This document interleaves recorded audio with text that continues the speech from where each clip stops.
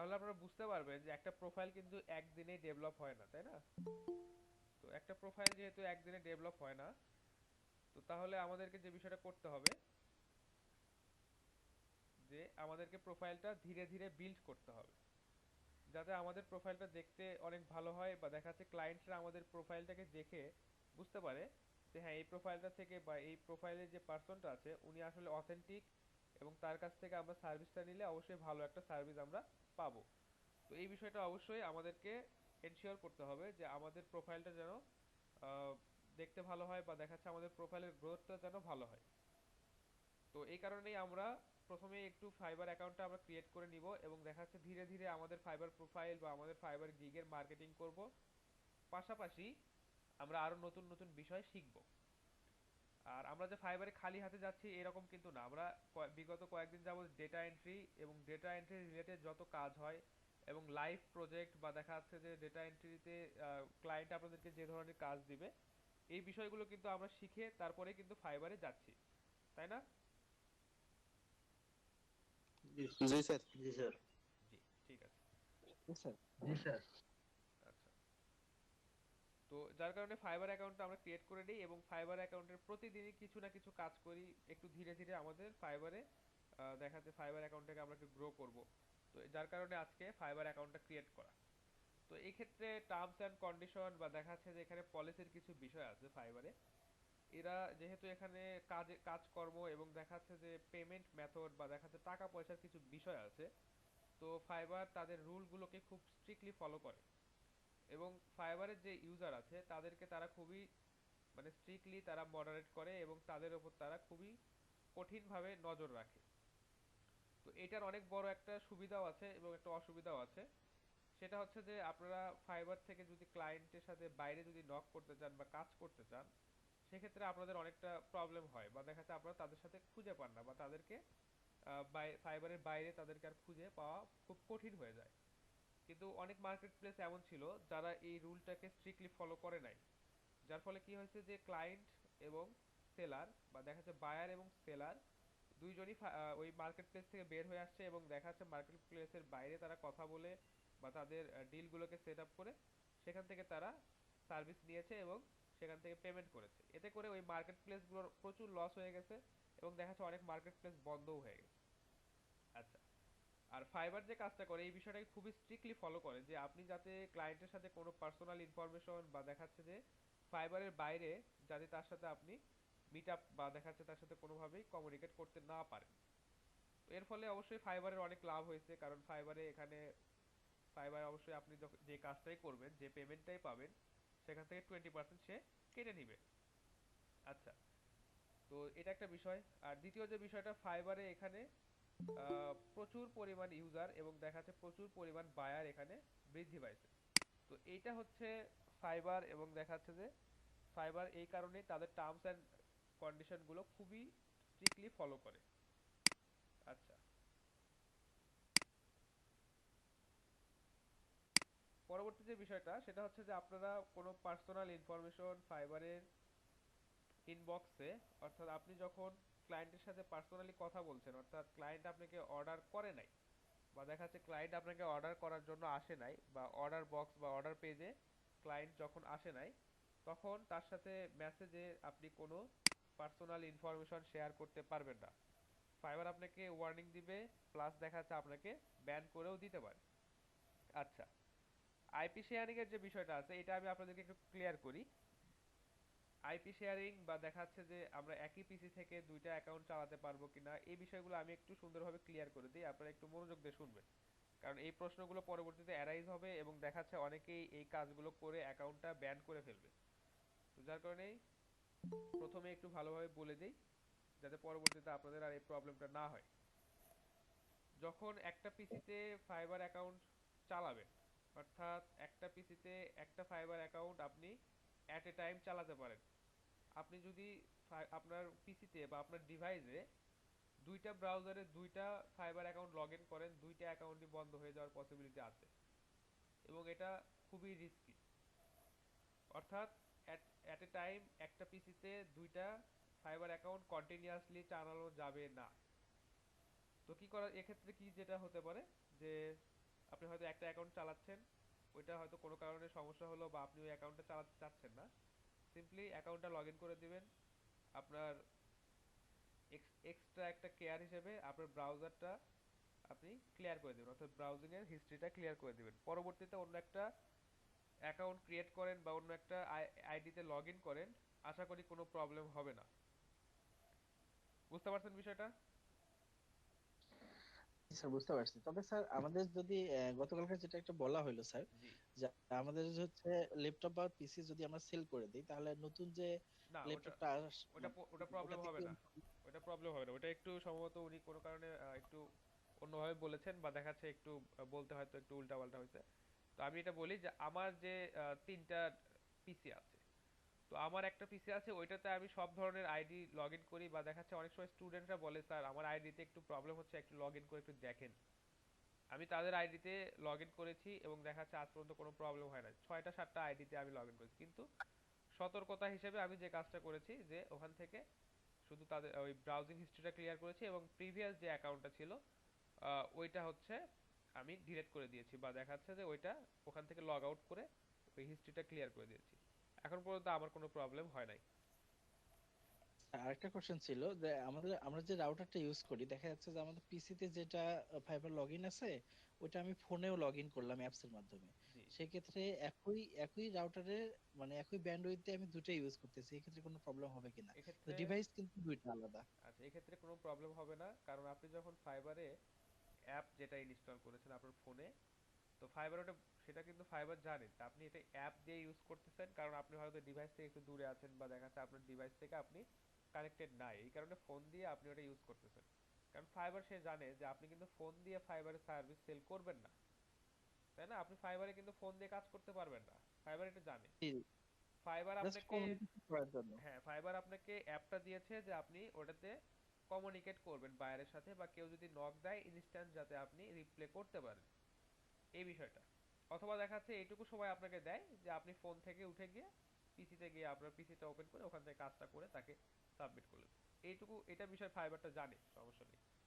আচ্ছা, আরেকটা বিষয় যে কন্টিনিউয়াসলি দুইটা আইডি চালানো যাবে না, অর্থাৎ আপনি হয়তো ফোন থেকে একটা আইডিতে লগ ইন করেছেন এবং পিসি থেকে একটা আইডি লগ ইন করেছেন, এক্ষেত্রে একই রাউটারে দুইটা কানেক্টেড আছে, এক্ষেত্রে প্রবলেম হওয়ার পসিবিলিটি অনেক বেশি, এটা করা যাবে না। কিন্তু আপনার পিসিতে যে আইডিটা লগ ইন করা আছে আপনার ফোনেও সেই আইডিটা লগ ইন করা আছে, সেম রাউটার দিয়ে চলতেছে, সেম আইপি দিয়ে চলতেছে, কোনো প্রবলেম হবে না। আচ্ছা। বুঝতে পারছি স্যার। স্যার স্যার আমার আমার একটু কোশ্চেন আরেকবার আছে, বলবেন? আমার একটু জানার ছিল স্যার। স্যার একটু আরেকবার আমার বসতে পারেন। একই রাউটার থেকে আমার রুমমেট একটা ফাইবার অ্যাকাউন্ট ইউজ করতেছে, সেক্ষেত্রে আমি কি আরেকটা ইউজ করতে পারবো একই রাউটার থেকে? এটা একটু প্রবলেম হতে পারে, হ্যাঁ, রোকনুজ্জামান শুভ, এটা একটু প্রবলেম হতে পারে।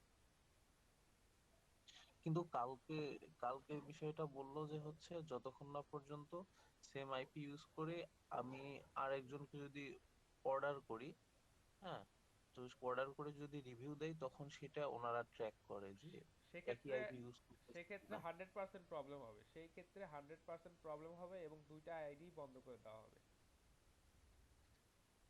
আচ্ছা, তো এই ক্ষেত্রে কিছু বিষয় আছে যে পসিবিলিটির একটা বিষয় আছে, যে এভারেজ রেসপন্স টাইম যেটা মিন করে যে আপনি যখন ক্লায়েন্টের সাথে কথা বলেন তখন আপনি কত দ্রুত রিপ্লে করেন, বা দেখা যাচ্ছে যে কত দ্রুত সময়ে আপনি এটা রিপ্লে করেন, এটার একটা অন অ্যাভারেজ একটা হিসাব ফাইবার করে এবং আপনার প্রোফাইলে শো করে যে আপনি খুবই দ্রুত রেসপন্স করেন, এবং দেখা যাচ্ছে বায়ার এতে আপনার কাছে মানে আপনার কাছে সার্ভিস দিতে বায়ার আগ্রহী হবে। এটাই হচ্ছে রেসপন্স টাইম। এটা আসলে যে আপনাকে 1 ঘন্টার মধ্যেই করতে হবে এরকম কিছু না। আপনি দেখা যাচ্ছে একটা রেসপন্স করছেন আপনাকে মেসেজ করার 5 মিনিটের মধ্যে, আবার একটা রেসপন্স হয়তো করছেন যে হচ্ছে 1 ঘন্টা 1 ঘন্টা 50 মিনিট পর। তো দেখা যাচ্ছে এই ধরনের এগুলোকে অ্যাভারেজ করে দেখা যাচ্ছে যে টাইমটা মেজার করা হয়, এটা হচ্ছে আপনার প্রোফাইলে শো করে যে অন অ্যাভারেজ টাইম, বা দেখা যাচ্ছে কত অ্যাভারেজ টাইমে আপনি ক্লায়েন্টকে রেসপন্স করেন। তো আপনার রেসপন্স টাইম দেখবেন অনেকের প্রোফাইলে দেখবেন রেসপন্স টাইম শো করতেছে 8 আওয়ার, অনেকের 10 আওয়ার, বা দেখা যাচ্ছে অনেকের যারা হচ্ছে অ্যাক্টিভ থাকে বা দেখা যাচ্ছে ম্যাক্সিমাম টাইম দ্রুত রিপ্লে করে তাদের হচ্ছে রেসপন্স টাইমটা 1 আওয়ার শো করে ম্যাক্সিমাম। আর এই স্যার বুঝতে টাইমটা আসলে পেরেছি। কিরকম ভাবে হয়? যেমন আমি 2 ঘন্টা পর যদি আমি রিপ্লাই রেসপন্স দেখানো হবে? আপনি যদি সবগুলো রেসপন্স মানে সবগুলো মেসেজে যদি লেট রেসপন্স করেন সেক্ষেত্রে অবশ্যই ওটা তারা ক্যালকুলেট করে বেশি দেখাবে। আসলে 2 আওয়ার দেখাবে বা 3 আওয়ার দেখাবে এরকম না, আপনি যত দ্রুত রেসপন্স করবেন তো সেটাই আপনাকে দেখাবে। বুঝতে পারছি স্যার। আচ্ছা, আর কোনো প্রশ্ন? আচ্ছা, তাহলে এখন আমি একটু বলি যে টার্মস এন্ড কন্ডিশনে আরো কিছু বিষয় আছে, সূক্ষ্ম কিছু বিষয় আছে। যে আপনাদেরকে যখন ক্লায়েন্ট মেসেজ করবে, অর্থাৎ প্রাইভেটলি যদি ক্লায়েন্ট আপনাকে মেসেজ করে, সেক্ষেত্রে কোনো পার্সোনাল ইনফরমেশন শেয়ার করা একদমই যাবে না। যদি ক্লায়েন্ট চায় যে আপনার কাছে সে কিছু পার্সোনাল ইনফরমেশন নিবে, তাহলে তাহলে তাকে আপনি বলতে পারেন যে আগে আপনি অর্ডার বক্সে আসেন বা অর্ডার কনফার্ম করতে আসেন, সেখানে রিকোয়ারমেন্ট হিসেবে আপনি আমার মেইল বা দেখাচ্ছে যে আগে আপনি মেইল আমাকে সেন্ড করবেন, তারপর আমি আপনাকে আমার মেইলটা দিতে পারবো। আসলে এটা ফাইবারের টার্মস এন্ড রুলস, আপনি তাদেরকে বুঝায় বলবেন। কারণ অনেকে এই বিষয়গুলো জানে না বা অনেক বায়ার কিন্তু এই বিষয়গুলো বোঝে না। তো আপনি তাকে সুন্দরভাবে এই বিষয়টা বুঝায় বলতে হবে যে আমি এখানে পার্সোনাল ইনফরমেশন শেয়ার করতে পারবো না, এটা ফাইবার থেকে বলে দেওয়া আছে। আচ্ছা, আর যে বিষয়টা সেটা, আচ্ছা এটা পরবর্তীতে আপনারা আরো অনেক কিছু শিখবেন যে ফাইবারের রুলসকে কিভাবে একটু ভায়োলেট করে বা দেখাচ্ছে যে একটু মানে ওভারটেক করে আমরা কিভাবে একটু আমাদের টেকনিক্যালি আমাদের ইনফরমেশন গুলো ফাইবারের থেকে বা ফাইবারের বায়ারকে দিতে পারি। আচ্ছা, ওটা পরের বিষয়, ওটা আপনারা নিজেরাই শিখবেন, ওটা আমরা বলবো না। আর যে বিষয়টা যে ফাইবারের অর্ডার বক্সে বা দেখাচ্ছে যে ক্লায়েন্ট যখন অর্ডার করতে আসবে, তখন ওখানে যদি তিনি আপনার কাছে যদি পার্সোনাল ইনফরমেশন চান, আপনার মেইল বা দেখাচ্ছে আপনার যদি কোনো সোশ্যাল মিডিয়া প্রোফাইল যদি চান, তো সেক্ষেত্রে, আচ্ছা সেক্ষেত্রে যে বিষয়টা হবে যে আপনি তখন তাকে ইনফরমেশন শেয়ার করতে পারবেন। এবং যদি ফাইবার আপনাকে শোকজ করে বা ফাইবার যদি আপনাকে বলে যে আপনি এটা কেন করেছেন, তখন আপনি বলতে পারবেন যে এটা আসলে অর্ডার কনফার্ম করার জন্য বা দেখাচ্ছে যে ওনার কিছু ইনফরমেশন বা দেখাচ্ছে কোনো প্রোফাইল আমাকে দেখানোর জন্য এটা করতে হয়েছে। তো আপনি এই কজটা অ্যাটলিস্ট দিতে পারবেন। আচ্ছা, অথবা আপনি বলতে পারেন যে এটা ক্লায়েন্ট তো যে, বারবার দেওয়া যাবে কি? জি, এই কজটা বারবার দেওয়া যাবে যে এরকম এরকম? হ্যাঁ হ্যাঁ, এই কজটা বারবার ক্লায়েন্ট যদি আপনার কাছে থেকে চায় তো আপনি তো দিবেন অবশ্যই। অনেক সময় ক্লায়েন্ট আপনার কাছ থেকে আপনার পোর্টফোলিও চাইবে যে আপনার পোর্টফোলিওটা দেন। তো আপনি তো তখন পোর্টফোলিও না দিলে উনি তো আসলে আপনাকে তো কাজ দিবেন না। তো ওই অর্ডারের যে মেসেজ আছে, অর্ডার মেসেজে আপনি তাকে আপনার পোর্টফোলিও শেয়ার করতে পারেন যে সে যদি আপনার পোর্টফোলিও চায়। তো ফাইবার যদি আপনাকে শোকজ করেও এই ক্ষেত্রে আপনি বলতে পারবেন যে দেখেন আমার কাছ থেকে ক্লায়েন্ট অর্ডার করার জন্য বা দেখা যাচ্ছে অর্ডার করতে এসে ক্লায়েন্ট আমার কাছ থেকে আমার পোর্টফোলিও বা আমার পার্সোনাল ইনফরমেশন এটা এটা চাইছে। আচ্ছা, তো সেক্ষেত্রে ফাইবার আসলে এটাকে আপনাকে একটু অ্যাকসেপ্ট করতে পারে বা এটা আপনাকে রেস্ট্রিক্ট করবে না। আচ্ছা, স্যার পোর্টফোলিও বলতে কি পার্সোনাল ইনফরমেশনটাই? পোর্টফোলিও বলতে আপনারা সিভি বা পোর্টফোলিও এটা ক্রিয়েট করেন নাই বা বোঝেন না এটা? তা আপনি কি কাজ করতেছেন বর্তমানে বা দেখাচ্ছে আপনার আসলে ওখানে যে বিষয়টা হয় যে আপনার আসলে, সিভি তো ক্রিয়েটস বাট এটা হ্যাঁ, কি অন্য পোর্টফোলিও? আচ্ছা আমি বলি একটু। পোর্টফোলিও বলতে আমাদের যে কাজগুলো থাকবে এগুলোই মূলত পোর্টফোলিও। হ্যাঁ, এই যে আহসান হাবিব একদম ঠিক বলেছে যে সিভিতে আসলে কি হয় যে আমাদের দেখাচ্ছে অনেক তথ্য থাকে, আমাদের অনেক সময় দেখাচ্ছে যে পিতামাতার নামও আমাদের সিভিতে ইনক্লুড করা থাকে। কিন্তু পোর্টফোলিও গুলোতে আসলে ওই রকম না। পোর্টফোলিও গুলোতে তারা চায় যে তারা আমাদের যে কাজ বা আমরা যে কাজ করতেছি, আমরা বর্তমানে কি করতেছি এই বিষয়গুলো তারা দেখতে চায়। তো আপনাদেরকে এইভাবে পোর্টফোলিও, যখন আপনারা কাজ শিখবেন বা দেখা যাচ্ছে কোনো কাজের অভিজ্ঞতা হবে, তখন আপনারা এখান থেকে এই পোর্টফোলিও গুলো ক্রিয়েট করবেন এবং তাদের জন্য রাখবেন যে হ্যাঁ আমি ডেটা এন্ট্রি কাজ করতেছি বা এটা আমি পারি, এটা আমি পারি না, বা দেখা যাচ্ছে এই কাজের আমার অভিজ্ঞতা আছে, এই বিষয়গুলো উল্লেখ করে আপনারা হচ্ছে আপনাদের পোর্টফোলিওটাকে রেডি করবেন। তো নরমালি যেটা হয় যে আমরা যখন ছোটখাটো কোনো গিগ পাবলিশ করি বা দেখা যাচ্ছে যে ছোট যে সার্ভিসগুলো আছে, যেমন আপনার ডেটা এন্ট্রি বা দেখা যাচ্ছে যে স্টার্টিং এট 5 এই ধরনের যে সার্ভিসগুলো আমরা সেল করি, সেক্ষেত্রে নরমালি পোর্টফোলিও চায় না। আর একটা বিষয় সেটা হচ্ছে যে আপনাদেরকে ফাইবার সম্পর্কে একটু মনে হয় আগেই বলেছিলাম যে ফাইবারে কেন সার্ভিসটা এত বেশি সেল হয়। আচ্ছা, আরেকটা বিষয় যে ফাইবারে কেন বা জি স্যার বলেছিলেন। হ্যাঁ, আরেকটা বিষয় যে ফাইবারই কেন বা ফাইবারটাতেই আমরা কেন প্রথমেই এটা কাজটা করব। আচ্ছা, এক সেকেন্ড একটু হোল্ড করি। রাশেদুজ্জামান ভাইয়ের একটা প্রশ্নের একটা উত্তর দেই যে সোশ্যাল মিডিয়া ইমপ্রেশন ফাইবার গিগে র‍্যাঙ্ক করার ক্ষেত্রে কতটা কার্যকরী, অ্যানসার প্লিজ। আচ্ছা, সোশ্যাল মিডিয়ার ইমপ্রেশন বা সোশ্যাল মিডিয়ার যে ইমপ্রেশন গুলো আসে এগুলো আমাদের ফাইবার গিগকে র‍্যাঙ্ক করতে অনেকটাই কার্যকরী। তো র‍্যাঙ্ক আমাদের ফাইবার গিগকে কিভাবে র‍্যাঙ্ক করতে হবে বা কি ধরনের টাইটেল ইউজ করতে হবে বা কিভাবে আমাদের গিগটাকে বিল্ড করতে হবে এই বিষয়টা অবশ্যই আমরা, আচ্ছা ঠিক আছে, এই বিষয়টা অবশ্যই আমরা যখন মার্কেটিং সেক্টরে যাব বা দেখা যাচ্ছে আমাদের ফাইবারের গিগটা কিভাবে মার্কেটিং করব এই বিষয় সম্পর্কে যখন বিস্তারিত বলবো তখন এই বিষয়টা আপনাদের অটোমেটিক ক্লিয়ার হয়ে যাবে। তো অবশ্যই সোশ্যাল মিডিয়ার ইমপ্রেশন বা দেখা যায় সোশ্যাল মিডিয়াতে আমরা পাবলিশ করার পর আমাদের গিগটাতে যে ক্লিক হচ্ছে বা আমাদের গিগটাতে যে সবাই দেখতেছে এই ইমপ্রেশনটা অনেকটাই কার্যকরী আমাদের গিগের ক্ষেত্রে। আচ্ছা, এটা যখন ক্লাসে বিস্তারিত আলোচনা করব তখন অটোমেটিক আপনাদের ক্লিয়ার হয়ে যাবে। আচ্ছা, তো কি বিষয় বলছিলাম যে হ্যাঁ ফাইবারটাই কেন।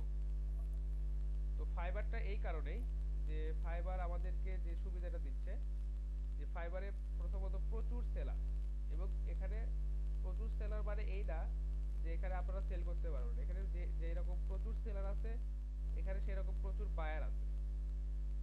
আচ্ছা, তো এই কারণে আমরা ফাইবারে যাব, অর্থাৎ যেখানে ভিড়টা বেশি বা দেখা যাচ্ছে আপনাদেরকে একটা উদাহরণ হিসেবে এরকম হয়তো বলেছিলাম যে যেখানে দেখবেন যে প্রচুর দোকান সেখানে কিন্তু কাস্টমারটাও বেশি এবং সেলটাও অনেক দোকান বেশি বেশি এখানে। হ্যাঁ এরকম বলেছিলাম। ফাইবার অ্যাকাউন্টে কি সোশ্যাল মিডিয়াতে শেয়ার করা যাবে? হ্যাঁ, ফাইবার অ্যাকাউন্ট সোশ্যাল মিডিয়াতে প্রচুর শেয়ার করা যাবে। আপনারা যখন প্রাথমিক অবস্থায় আপনাদের গিগটার মার্কেটিং করবেন তখন আপনারা সোশ্যাল মিডিয়াতেই মূলত আপনাদের গিগটার মার্কেটিং করবেন, এবং এই বিষয়টা আমি আপনাদেরকে আহ, মানে যেহেতু কাজ করতে হবে আমাদেরকে সোশ্যাল মিডিয়াতে, তো যার কারণে আগে সোশ্যাল মিডিয়াটাই আপনাদেরকে কিছু ধারণা দেওয়া হয়েছে বা যেটুকু ধারণা পাইলে আপনারা আপনাদের অ্যাটলিস্ট গিগের মার্কেটিংটা এই সোশ্যাল মিডিয়াগুলোতে করতে পারবেন সেইটুকু আপনাদেরকে অ্যাটলিস্ট ধারণা দেওয়া হয়েছে। আচ্ছা, তো আমি একটু বিষয়টা আগে বলে নিই তারপর কোশ্চেনগুলো আসলে বেটার হয় যে আসলে ফাইবারটাই কেন। তো ফাইবারটা এই কারণে যে ফাইবার বর্তমানে সবচাইতে বা অনেক বেশি জনপ্রিয়, সবচাইতে বলবো না, অনেক বেশি জনপ্রিয়। এখানে যেমন প্রচুর সার্ভিস আছে এখানে তেমন প্রচুর সেলার আছে, প্রচুর বায়ার আছে। দ্বিতীয়ত যে বিষয়টা যে আপওয়ার্ক বা অন্যান্য ফ্রিল্যান্সার.কম বা দেখা যাচ্ছে যে এসইও ক্লার্ক এই ওয়েবসাইট মানে এই মার্কেট প্লেসগুলো কেন নয়। আচ্ছা, তো যে বিষয়টা বলছিলাম যে আসলে ফাইবারটাই কেন এবং আপওয়ার্ক বা অন্যান্য মার্কেট প্লেস কেন নয়। তো আপওয়ার্কের যে বিষয়টা হয়েছে বা দেখা যাচ্ছে যে ফাইবারের যে সুবিধাটা আছে সেটা হচ্ছে যে ফাইবারে এখানে আমরা শুধু যদি একটা বেসিক ইংলিশ টেস্ট দেই এখানে আমরা সার্ভিস সেল করতে পারি এবং আমাদেরকে ফাইবার গিগটাকে পাবলিশ করতে দেয়। কিন্তু আপওয়ার্কে যখন আপনারা যাবেন তখন আপনাদেরকে ওখানে ইন্টারভিউ দিতে হবে, আপনাদেরকে ওখানে ভিডিও কলে অনেক সময় আপনাদেরকে ভাইভাতে ডাকবে। তো সেক্ষেত্রে ক্লায়েন্টের সাথে যখন আপনি direct face to face communicate করবেন, অনেকেরই হয়তো ইংলিশ স্কিল বা দেখা যাচ্ছে অনেকেরই হয়তো বেসিক ইংলিশটা অনেক ভালো জানা আছে বা দেখা যাচ্ছে তারা ইংলিশে কমিউনিকেট করতে পারে, কিন্তু অনেকে আছে যারা পারে না। তো দেখা যাচ্ছে যে যার কারণে ফাইবার আমাদেরকে এই সুবিধাটা দিচ্ছে যে শুধু একটা বেসিক ইংলিশ টেস্টটা দিয়ে কিভাবে আমরা এখানে একটা গিগ পাবলিশ করব। আর বেসিক ইংলিশ টেস্টটা কিভাবে পরীক্ষা দিতে হবে বা দেখা যাচ্ছে যে কিভাবে পার করতে হবে এটা আমি আপনাদেরকে বলে দেব যখন আমরা ওই ধাপটাতে যাব তখন। আর যে বিষয়টা যে ফাইবারে যখন আপনারা জবের জন্য অ্যাপ্লাই করবেন বা বিভিন্ন ধরনের জবের জন্য যখন আপনারা অ্যাপ্লাই করবেন তখন আপনাদেরকে ওখানে ক্রেডিট ইউজ করতে হবে। ক্রেডিটটা হচ্ছে এমন যে একটা জবে একটা হয়তো দেখা যাচ্ছে অনেক বড় একটা জব আছে বা দেখা যাচ্ছে $500 একটা কাজ আছে, সেখানে যদি আপনারা ক্রেডিট অ্যাপ্লাই করতে যান বা দেখা যাচ্ছে যে আপনারা যদি সেখানে অ্যাপ্লাই করতে যান আপনাদেরকে মিনিমাম দেখা যাচ্ছে যে 50 সেন্ট খরচ করে আপনাদেরকে ওখানে জবের জন্য অ্যাপ্লাই করতে হবে। আচ্ছা, তো এরকম যে বিষয়টা আছে যে ওখানে আমরা কাজ পাবো কিনা বা আমাদের কাজটাকে সেল করতে পারবো কিনা এই বিষয়টা শিওর না হতেই আমাদেরকে ওখানে ইনভেস্ট করতে হচ্ছে, এটা একটা বিষয়। দ্বিতীয়ত হচ্ছে যে ইংলিশটা অনেক ভালো জানতে হবে যাতে আমরা ফেস টু ফেস ক্লায়েন্টের সাথে কমিউনিকেট করতে পারি। আর আমাদের যারা ক্লায়েন্ট হবে তারা দেখাচ্ছে যে বা বিভিন্ন কোম্পানির সাথে যখন কাজ করব, তারা বা দেখবেন যে ফরেন কান্ট্রি অর্থাৎ ইউএসএ বা দেখাচ্ছে যে অন্যান্য যে কান্ট্রিগুলো আছে, তাদের যে ইংলিশ বা দেখাচ্ছে তাদের যে ইংলিশের যে স্কিল, তাদের সাথে ওইভাবে কথা বলতে গেলে বা ফেস টু ফেস কথা বলতে গেলে আপনাদেরকে কিন্তু অনেক ভালো ইংলিশটা জানতে হবে। তো যার কারণে আমরা প্রাথমিকভাবে আপওয়ার্কটাকে প্রেফার করি না। আচ্ছা, পরবর্তীতে যখন আমরা ফাইবারে সার্ভিস সেল করতে যাব বা দেখা যাচ্ছে সার্ভিস সেল করার পর যখন দুই তিনজন বায়ারের সাথে একটু কমিউনিকেট করব বা দেখা যাচ্ছে যে তাদের কাছ থেকে কাজ নিয়ে তাদের কাজগুলো করে ডেলিভারি করতে পারবো, তখন যে বিষয়টা হবে আমাদের একটা কাজের একটা এক্সপিরিয়েন্স হবে বা দেখা যাচ্ছে যে কোনো একটা কাজ আমরা করতে পারতেছি কিনা এটা আমরা বুঝতে পারবো যে হ্যাঁ এই কাজটা আসলে এইভাবে হয় বা এই কাজটা ক্লায়েন্ট এইভাবে রিকোয়ারমেন্ট দিলে এইভাবে করে দিতে হয়। তো পরবর্তীতে দেখা যাচ্ছে 25টা ক্লাস পর আমরা হচ্ছে এসইও ক্লার্কে অ্যাকাউন্ট ক্রিয়েট করব, তখন ওখানেও আমরা সার্ভিস সেল করব এবং দেখা যাচ্ছে যে আমরা যখন এসইওটা যখন শিখবো তখন ওই সার্ভিসগুলো আমরা এসইও ক্লার্কেও সেল করতে পারবো। আচ্ছা, তো এই কারণে আসলে আমরা আপাতত ফাইবার দিয়ে শুরু করতেছি, যে এখানে আপনার গিগে সম্পূর্ণ ডেসক্রিপশন দেওয়াই থাকে, যে এখানে আপনি কি সার্ভিস দিচ্ছেন, আপনি কোন প্রাইসে কি ধরনের সার্ভিসের কতগুলো ডেটা আপনি তাকে দিবেন, কয়টা পেজ তাকে আপনি কনভার্ট করে দিবেন বা কয়টা পেজের ডেটা আপনি ম্যানুয়ালি তাকে ইনসার্ট করে দিবেন, এই ডিটেলসগুলো সুন্দরভাবে একটা গিগে দেওয়াই থাকে। তো ক্লায়েন্টের সাথে আপনার অত বেশি কথা বলতে হয় না বা দেখা যায় ক্লায়েন্টকে অত বেশি কনভিন্স করতে হয় না বা জবের জন্য অ্যাপ্লাইও করতে হয় না। তো সেই কারণে ফাইবারটাতে আমরা প্রথমেই আসি। আর যখন বেসিক ইংলিশ টেস্টটা দিতে যাবেন, যাদের ইংলিশের বেসিক ভালো আছে তারা তো এমনিতেই পাস করে যাবেন, ওখানে আসলে খুব হার্ড কোনো কোশ্চেন হয় না বা দেখা যাচ্ছে ওখানে যে দেখা বেসিক যে ইংলিশগুলো যেমন ধরেন আপনার প্রিপজিশন বা দেখা যাচ্ছে যে ফ্রেজ আর ইডিয়মস এই ধরনের কোশ্চেনই ওখানে বেশি থাকে। তো ওইটা নিয়ে চিন্তিত হওয়ার কিছু নাই, ওইটা কিভাবে পার করতে হয় বা দেখা যাচ্ছে কিভাবে একটু প্রিপারেশন নিলে ওইটা আপনারা পাস করতে পারেন এটা আমি আপনাদেরকে বলে দিব, সমস্যা নেই। আর ফাইবারে যেটা হয় যে এখানে $5 থেকে শুরু করে প্রায় $5,000 পর্যন্ত কাজ এখানে করা যায়।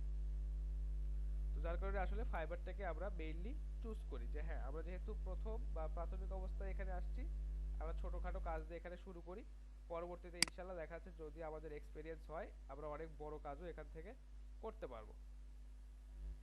আচ্ছা, তো এখন যে কথাটা বললাম আচ্ছা, ফাইবারে বেসিক ইংলিশ টেস্টটা দিতে গিয়ে যদি আপনারা ফেল করেন, সেক্ষেত্রে দেখাচ্ছে যে 24 ঘন্টার মধ্যে আপনারা আরেকটা সুযোগ পাবেন, অথবা এখন এই পলিসিটা আপডেট করেছে কিনা আমার এক্সাক্ট এটা জানা নাই, যে কারণ এটা এদের পলিসিটাকে রেগুলারলি আপডেট করে। তো কিছুদিন আগেও দেখাচ্ছে বিগত ডিসেম্বরে যে সিস্টেমটা ছিল, যে আপনি যখন পরীক্ষাতে একবার ফেল করবেন আপনি 24 ঘন্টার মধ্যে আরেকবার পরীক্ষা দিতে পারবেন। এবারও যদি ফেল করেন অর্থাৎ পরপর দুইবার যদি ফেল করেন তাহলে 3 মাস আপনি ওয়েট করতে হবে, অর্থাৎ 3 মাস ওই প্রোফাইলটাতে আপনি কোনো গিগ পাবলিশ করতে পারবেন না। 3 মাস পরে আপনি আবার স্কিল টেস্ট দিবেন বা বেসিক ইংলিশ টেস্টটা দেওয়ার পর যদি পাস করেন তখন সেক্ষেত্রে তারা আপনাকে গিগটা পাবলিশ করতে দিবে। তো এটা একটা হিউজ একটা টাইম, 3 মাস অর্থাৎ 90 ডেজ।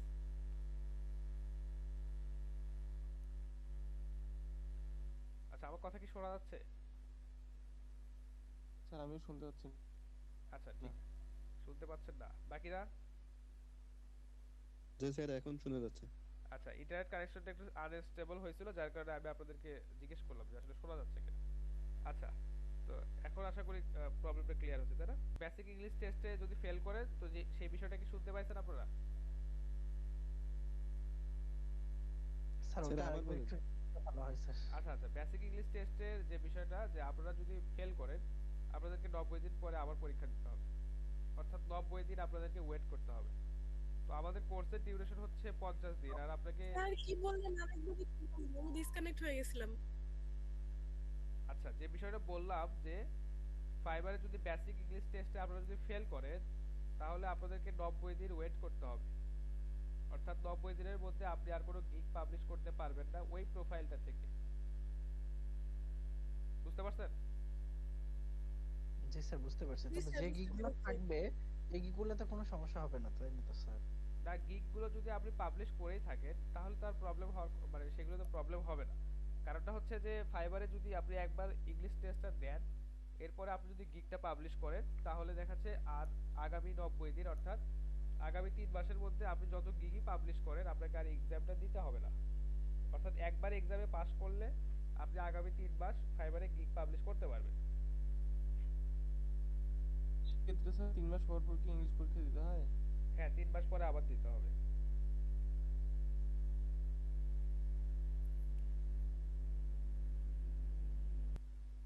আচ্ছা, ফাইবার সম্পর্কে আর কোনো প্রশ্ন? জি না স্যার, তবে যদি প্রবলেম ফেস করি সেক্ষেত্রে জিজ্ঞাসা করা হবে। আচ্ছা, প্রবলেম অবশ্যই ফেস করবেন, সমস্যা নাই। প্রবলেম যখনই ফেস করবেন আমাকে জানাবেন, আপনাদের প্রবলেম সলভ করার জন্য আমি আছি। জি স্যার। আরেকটা বিষয়, সেটা হচ্ছে আপনারা প্রতিদিন একটু গ্রুপে আপনাদের প্রবলেমগুলো ডিসকাস করবেন একে অপরের সাথে। কারণ গ্রুপে যে বিষয়টা হয়, যে গ্রুপে আসলে আপনারা অনেক ধরনের বা দেখা যাচ্ছে যে অনেকেই অনেক কিছু জানেন, আবার অনেকেই অনেক কিছু জানেন না। তো যখন বিষয়গুলো ডিসকাস করবেন একে অপরের সাথে, তখন আপনাদের দেখবেন যে অনেক প্রবলেম অটোমেটিক সর্ট আউট হয়ে গেছে। তো সেক্ষেত্রে যে কাজটা হবে, যে আপনারা আরো নতুন অনেক কিছু শিখতে পারবেন। বা দেখা যাচ্ছে যে আহসান হাবিব হয়তো একটা বিষয় জানে, নাইম ইসলাম হয়তো সেটা জানে না। তো ডিসকাস করলে কিন্তু বিষয়টা একটু হলেও জানা হয়, বা দেখা যাচ্ছে কিছুটা হলেও ধারণা তাদের হয়। যার কারণে অবশ্যই আপনারা চেষ্টা করবেন যে গ্রুপে ডিসকাশন করার, বা দেখা যাচ্ছে আপনারা কিন্তু চাইলে মিট আপও করতে পারেন, যে হ্যাঁ আমরা দেখা যাচ্ছে যে প্রবলেম হচ্ছে, বা 3 দিন পর পর বা 7 দিন পর পর আপনারা কিন্তু এই প্রবলেমগুলো নিয়ে নিজেরাও কিন্তু ডিসকাস করতে পারবেন এবং মিট আপ করতে পারবেন। জি স্যার, এটা অনেক হেল্পফুল। যেমন গতকালকে একটা প্রবলেম হয়েছিল স্যার, আমি হচ্ছে যে আমাদের হোমওয়ার্কটা ছিল এটা অতগুলো আমি খুঁজে পাচ্ছিলাম না, 153টার মতো পাইছিলাম। তো আচ্ছা পরে তানভীর ভাই বললো যে আপনি আর একটু ভালো করে খুঁজেন, হয়তো আরো একটু পাবেন। তো পরে আমি আসলে হ্যাঁ খুঁজতে খুঁজতে প্রায় রাত 4টা বেজে গেছিল, তো পরে আমি 199টা পর্যন্ত খুঁজতে পারছি স্যার। আচ্ছা, আমি আপনাদেরকে নাম্বারটা ইনক্রিজ করে দিয়েছি এই কারণটাতে, যে আমি আসলে আপনাদের এফোর্টটা দেখতে চাই, যে আসলে 200টা খুঁজতে খুঁজে পাইতে আপনাদের একটু কষ্ট হবে। তো আমি আসলে চাইছিলাম যে দেখি যে 200টা কারা কারা খুঁজে পায়, বা এই কারণে আমি নাম্বারটা ইনক্রিজ করে দিয়েছিলাম। আর গত দিনের যে কাজটা আমি দেখাইছিলাম, ওখানে বলা হয়েছিল যে 100, বা দেখা যাচ্ছে 100 জনের ইনফরমেশন, বা 100টা পিপিএফ ডিলারের নাম, মানে তাদের অ্যাড্রেস, বা দেখা যাচ্ছে ইনফরমেশন গুলো তাদের লাগবে। তো আমি ইচ্ছা করে এই নাম্বারটা ইনক্রিজ করে দিয়েছিলাম, যে আসলে আপনারা একটু খোঁজেন, বা ওয়েব রিসার্চ তো করতেছেন, বা ওয়েব রিসার্চ তো শিখতেছেন, তো সেক্ষেত্রে একটু এফোর্ট দেন, যে হ্যাঁ আসলে এর থেকে বেশিও পাওয়া সম্ভব কিনা। জি স্যার স্যার। আমাদের তো আসে মানে নাই প্রথম দিকে মানে একটু ভুল করছিলাম, প্রথম দিকে স্যার ভুলটা করে একটু বেশি হয়েছে। নাম্বার ইনক্রিজ করেছিলেন? স্যার আমি তবে স্যার ডাটা কালেকশনই করতে পারতেছিলাম না। স্যার ইনস্টেড আমাদের ডাটা আসে নাই, ল্যাপটপে যে আসবে সেই একটা আসে না। আর ফোনে আবার ট্রাই করতেছি, ওই কোড দিয়ে ফোনে আসতেছে আবার, কিন্তু ল্যাপটপে আসতেছে না। আচ্ছা, তাহলে এটা আসলে সিস্টেমের কোনো একটা প্রবলেম হতে পারে, এটা আসলে ওয়েবসাইট বা দেখা যাচ্ছে যে ওই কাজেরও কোনো প্রবলেম না। কারণ অনেকেই কিন্তু কাজ করেছে, এবং আমি কিন্তু ওই ওয়েবসাইটটা থেকে আপনাদেরকে কাজটা করে দেখাইছি, তাই না? জি স্যার, তবে স্যার জি ফার্স্টের স্যার। দিকে একটা যেটা হয়েছিল স্যার, আমি প্রথমে কালেক্ট করছিলাম 283টা। তো পরে আবার একটু আমার সন্দেহ হলো স্যার যে আসলে এর মধ্যে ডাবল কোনো কিছু হয়েছে কিনা। তো ডাবল চেকিং করে দেখি স্যার যে হ্যাঁ আমার 100টার মতো এরকম ডাবল হয়ে গেছে। তো সেগুলো আবার ফির হচ্ছে আমি একে একে আবার আলাদা করে চেকিং করে ডিলিট করি। করার পর আবার নতুন করে যে তানভীর ভাইয়ের থেকে শোনার পর আবার আমি খুঁজে তারপরে পাইলাম। তবে তানভীর ভাইয়ের একটা প্রবলেম হচ্ছিল ভাই, ওটাও আমি ট্রাই করে আসলে সলিউশন করতে পারছি ভাই। কোনটা সেটা তানভীরের প্রবলেম ছিল? স্যার গতকালকে তানভীর যেটা ভাই, বলছিলাম আপনাকে, আপনি পরে ইয়া করে দিলেন, ওইটা ও আজকে একটু আচ্ছা আচ্ছা, দেখেন। ওইটা আসলে খুব বড় কোনো ইস্যু না, ওটা আমি দেখাই দিব, বলি সমস্যা নেই। একটা ক্লাসের ফাঁকে, বা দেখা যাচ্ছে যে ক্লাসের শেষে যখন আমরা কোশ্চেন বা আমাদের প্রিভিয়াস ক্লাস নিয়ে ডিসকাস করব, তখন ওটা সলভ করে দিব। জি স্যার, স্যার আমার আমাদের এটা আমি অন্য সিস্টেমে ছোট কি ছোট ধরনের করে সমস্যা বুঝতে হতে স্যার পারে? পারছিলাম আমার আর কি জিপ স্যার। কোড নিয়ে আচ্ছা, ফাইবার সম্পর্কে আরেকটু কিছু কথা বলে আমরা ফাইবার অ্যাকাউন্ট কিভাবে ক্রিয়েট করব এই বিষয়টার দিকে একটু মুভ করব। তো আচ্ছা, ফাইবার অ্যাকাউন্টটা আসলে আচ্ছা, ফাইবার অ্যাকাউন্ট সম্পর্কে আরেকটু কিছু কথা বলে আমরা হচ্ছে ফাইবার অ্যাকাউন্ট কিভাবে ক্রিয়েট করব এই বিষয়টাতে একটু মুভ করব। আচ্ছা, তো ফাইবার বিষয়ে যেটা আমরা আপনাদেরকে একটু বলি, যে ফাইবার নরমালি 2010 সালে ক্রিয়েট করা হয় এটা। স্যার ইনস্টাগ্রাম আর হচ্ছে রিডেট এই দেখাতে চাইছিলাম। হ্যাঁ, এই দুটো দেখাবো, একটু সময়, ওটা আপনাদেরকে ক্লাসের শুরুতে ওটা ক্লিয়ার করে দিয়েছি। তো আপনি যেহেতু লেট আসছেন, তো ওইটা হচ্ছে আরেকদিন একটু আপনাদেরকে দেখাবো। এই কারণে আজকে ফাইবারটা আমরা কেন ফাইবারে মুভ করতেছি, যে আপনারা হয়তো একটা বিষয় জানেন, যে একটা প্রোফাইল যখন আমরা ক্রিয়েট করি, বা একটা ফেসবুক প্রোফাইল যখন আমরা ক্রিয়েট করি, সাধারণভাবে যদি আমরা চিন্তা করি, তো যে বিষয়টা হয় যে একটা প্রোফাইল বিল্ড করতে কিন্তু অনেক সময় লাগে, তাই না? আমাদেরকে ধীরে ধীরে আমাদের ট্রেন্ড গ্রো করতে হয়, আমাদের পোস্টগুলোকে রিচ করতে হয়, গ্রো করতে হয়। তো যার কারণে আমরা ফাইবারে আজকে 10ম দিনে আমরা ফাইবারে অ্যাকাউন্ট ক্রিয়েট করে নিচ্ছি। আমরা ফাইবারে আমাদের অ্যাকাউন্টটাকে ধীরে ধীরে গ্রো করব, বা আমাদের ফাইবার অ্যাকাউন্টটাকে মার্কেটিং করব, বা আমাদের গিগটাকে মার্কেটিং করব। পাশাপাশি আমরা অন্যান্য কাজ শিখবো, কারণ আমরা যে একদিনেই আমাদের ফাইবার অ্যাকাউন্টটাকে বা আমাদের ফাইবার গিগটাকে যে র্যাঙ্ক করতে পারবো এরকম কিন্তু না। তো যার কারণে আমাদের যদি অ্যাকাউন্টে থাকে, প্রতিদিনই আমরা এখান থেকে কিছু কিছু কাজ করলাম, এবং দেখা যাচ্ছে আমাদের নতুন নতুন কাজগুলো আমরা শিখলাম, এবং যদি আমাদের মনে হয় যে হ্যাঁ আমরা এই কাজটা এখন ফাইবারে সেল করতে পারবো, তাহলে ওই সার্ভিসটা আমরা ফাইবার গিগ হিসেবে ইনক্লুড করে দেব। আচ্ছা, তো আপনাদেরকে সম্ভবত ফাইবার সম্পর্কে একদিন বলেছিলাম যে আপনারা যদি ফাইবার অ্যাকাউন্টকে বা আপনাদের ফাইবার অ্যাকাউন্টকে যদি আপনারা একটা দোকানের সাথে তুলনা করেন, যে আপনাদের ফাইবার অ্যাকাউন্ট একটা দোকান, আর এই দোকানের যে প্রোডাক্টগুলো আছে এগুলো হচ্ছে আমাদের ফাইবারের গিগ। অর্থাৎ আপনি এখানে সর্বোচ্চ 7টা জি প্রোডাক্ট স্যার রাখতে বলছিলেন। পারবেন। হ্যাঁ, এই বিষয়টা আপনাদেরকে বলেছিলাম যে আপনি এখানে সর্বোচ্চ 7টা গিগ পাবলিশ করে রাখতে পারবেন এট এ টাইম। আচ্ছা, আর ফাইবার সম্পর্কে একটু, ফাইবারের ইতিহাস সম্পর্কে একটু বলি, বা আপনারা এটা গুগল সার্চ করলেও পেয়ে যাবেন। তারপরে একটু একবার বলি যে ফাইবার নরমালি 2010 সালে প্রতিষ্ঠিত করা হয়। এটা তখন মূলত ইউএসএ তেই ওরা সার্ভিসগুলো সেল করতেছিল, এবং ওখানকার বায়ার এবং ওখানকার সেলাররা মিলেই এই ফাইবারটাকে চালাচ্ছিল। তো পরবর্তীতে ফাইবার যেটা হয় যে এটা হচ্ছে 2010 এর আগের ঘটনা। পরবর্তীতে 2010 সালে ফাইবারকে হচ্ছে সম্ভবত ইসরায়েলের একটা কোম্পানি কিনে নেয়। এরপরে দেখা যাচ্ছে যে সেখান থেকে তারা আরো এই সার্ভিসটাকে আরো ডেভেলপ করে, আরো এখান থেকে অনেক কাস্টমার গ্রো করে, এবং দেখা যাচ্ছে যে এখানে প্রচুর বায়ার এবং সেলার আসে। একটা যেটা বিষয় যে এখন কিন্তু ফাইবারে প্রায় 300টার উপরে সার্ভিস সেল হয়। 300টা ক্যাটাগরির সার্ভিস এখানে সেল হয়, মিনিমাম 300টা। এর বেশি আরো, মানে প্রতিদিন আরো ক্যাটাগরিগুলো বাড়তেছে, তাদের বিজনেসটা আরো অনেক বড় হচ্ছে।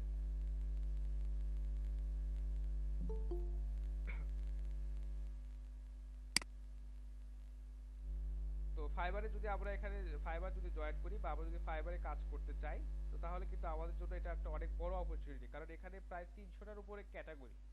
তো আপনারা যদি একটা ক্যাটাগরিতেও যদি স্পেশালিস্ট হতে পারেন, বা আপনারা যদি অনেক ভালো কিছু শিখতে পারেন, তাহলে সেটা আপনার জন্য অনেক বড় একটা সুবিধা হবে। তো এইটাও একটা ফাইবারে আসার একটা অনেক বড় কারণ, যে ফাইবারে আসলে এখানে ফ্লেক্সিবিলিটিটা অনেক বেশি, আপনি চাইলেই অনেক সেক্টরে কাজ করতে পারেন। আপনারা যদি ফাইবার নিয়ে রিসার্চ করেন, বা ফাইবার নিয়ে যখন আপনারা সার্চ করে দেখবেন, দেখবেন যে এখানে একটা এরকম সার্ভিসও আছে যে কেউ আপনার জন্য তাবিজ সেল করতেছে। তাবিজ কেউ একজন ফাইবারে গিগ ক্রিয়েট করে রাখছে, সে বলতেছে I will pray for you. তো দেখেন এই ধরনের সার্ভিস কিন্তু ফাইবারে আছে, আপনারা সার্চ করলে দেখবেন, বা আপনারা সার্চ করলেই পেয়ে যাবেন।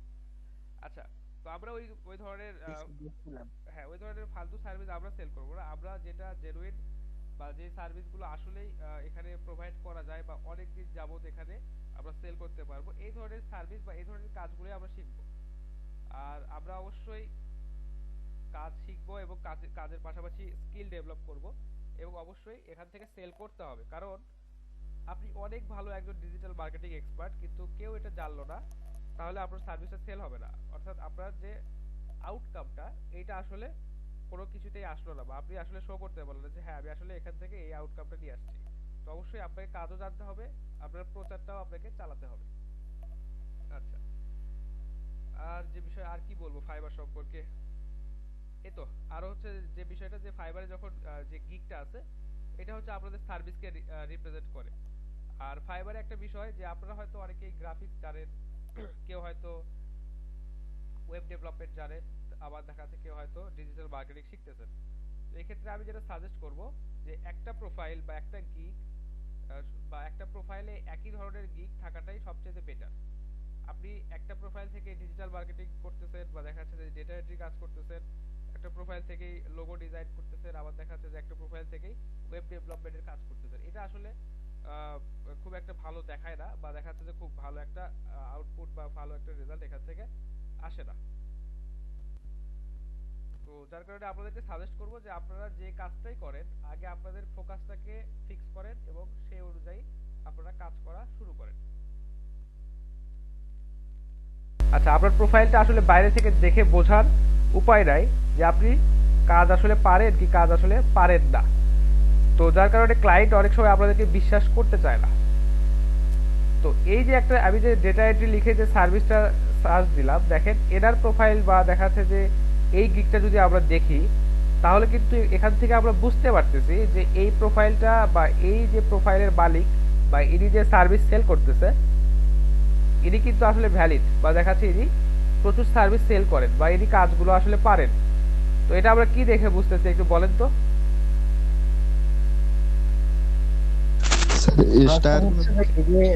স্যার রেটিং দেখে প্লাস কাজের যে কয়টা কাজ উনি করেছেন সেটা দেখে। আচ্ছা, তার রেটিং এবং তার কাজের যে রিভিউ গুলো আছে এইগুলো দেখে আমরা আসলে বুঝতে পারি যে এই প্রোফাইলটা বা এই প্রোফাইলের যে মালিক বা যিনি সার্ভিস সেল করতেছেন উনি আসলেই সার্ভিস সেল করতে পারেন এবং উনি আসলেই কাজটা জানেন, বা অনেকেই ওনার কাছ থেকে সার্ভিস দিয়ে স্যাটিসফাইড হয়ে ওনাকে 5 স্টার রেটিং দিছে, তাই না? জি স্যার। জি। তো প্রথমে যখন প্রাথমিক অবস্থায় আপনারা যখন কাজ সেলার গেছে। হ্যাঁ, তো আপনারা যখন প্রাথমিক অবস্থায় কাজ পাবেন না বা দেখা যাচ্ছে কোনো কাজ করার অভিজ্ঞতা যখন আপনাদের থাকবে না, তখন আপনাদের প্রোফাইলে কিন্তু এরকম 5 স্টার রেটিংও থাকবে না, কয়টার রিভিউ আছে এইটাও শো করবে না। তো তখন কেউ যদি আপনার প্রোফাইলটা দেখে, সে আলটিমেটলি ধারণা করেই দিবে যে এই ব্যক্তি আসলে কাজ হয়তো পারে না, বা দেখা যাচ্ছে এই ব্যক্তি হয়তো নতুন আসছে, সে আসলে কনফিউজ থাকবে যে আপনি কাজটা তাকে করে দিতে পারবেন কিনা বা আপনি তাকে সার্ভিসটা প্রোভাইড করতে পারবেন কিনা। আচ্ছা, তো যার কারণে প্রথম কাজটা পাওয়া সবচাইতে কঠিন হয়। আপনারা যখন ফাইবার নিয়ে যখন মার্কেটিং করবেন, অনেকেই দেখা যাচ্ছে ফাইবারে দিনের পর দিন বা রাতের পর রাত জেগে আপনারা মার্কেটিং করতেছেন, কাজ করতেছেন, কিন্তু আলটিমেটলি রেজাল্ট আসতেছে 0। এই টাইমটা হবে আপনাদের জন্য সবচাইতে কঠিন সময়। আপনাদেরকে এটার জন্য প্রস্তুত থাকতে হবে, ধৈর্য ধরতে হবে। আর এখান থেকে দেখা যাচ্ছে যে প্রথমে কাজগুলো নিয়ে আসার জন্য আপনাদেরকে প্রচুর প্রচুর পরিশ্রম করে যেতে হবে। দেখা যাচ্ছে একটা বা দুইটা কাজ যখন আপনারা করে ফেলবেন বা একটা বা দুইটা রিভিউ যখন আপনাদের প্রোফাইলে চলে আসবে, তখন কি হবে যে ক্লায়েন্ট কিন্তু বুঝতে পারবে যে হ্যাঁ আপনি আসলে কাজ করেছেন বা আপনি কাজগুলো পারেন। তখন ইনশাল্লাহ আর কাজ পাইতে আপনাদের প্রবলেম হবে না। তখন বায়ার আপনাদের প্রোফাইল দেখলে অ্যাটলিস্ট ট্রাস্ট করবে যে হ্যাঁ এই ব্যক্তি কাজ পারে, কাজ করেছে। তো যে বিষয়টা মূল যে বিষয়টা বলছিলাম যে আপনাদেরকে প্রথম কাজটার জন্য অনেক ধৈর্য ধরতে হবে, অনেক পরিশ্রম করতে হবে এবং ধৈর্য ধরে মার্কেটিং করে যেতে হবে। দেখা যাচ্ছে 10 দিন 12 দিন 15 দিন আপনাদেরকে অক্লান্ত পরিশ্রম করে প্রথম কাজটা হাসিল করতে হবে, এরকম একটা বিষয়। তো অনেকেই হয়তো ভাবতেছেন যে আমি সব ধরনের সার্ভিস এখানে সেল করব, দেখা যাচ্ছে 7টা 8টা 10টা এরকমের ক্যাটাগরিতে আমি অনেক সার্ভিস সেল করব, কিন্তু আসলে খুব টাফ। আপনারা হয়তো দেখা যাচ্ছে আপাত দৃষ্টিতে বুঝতে পারতেছেন না। তো যখন একদম রিয়েলি ফাইবারে যখন আপনারা মার্কেটিং করবেন বা ফাইবারে যখন কাজ করতে যাবেন, তখন এই বিষয়গুলো আরো অনেক ক্লিয়ার হবে আপনাদের। আর প্রবলেম হলে তো হেল্প করার জন্য আমি আছি, সমস্যা নেই। এটা এরকম দাঁড়াইছে স্যার। হ্যাঁ, বিষয়টা আসলে এরকমই। আপনি অনেকটা সুন্দরভাবে গুছায় বিষয়টা বলছেন যে ব্র্যান্ড এবং নন ব্র্যান্ড। তো দেখা যাচ্ছে কোথাও চাইনিজ প্রোডাক্ট, কোথাও হচ্ছে ধরেন আমেরিকান ব্যাকের বা অ্যাপেলের যে প্রোডাক্ট, এই ধরনের কিছু বিষয় কিন্তু এখানে চলে আসে। আচ্ছা স্যার, আমি একটা কোশ্চেন করতে পারি? জি তানভীর বলেন।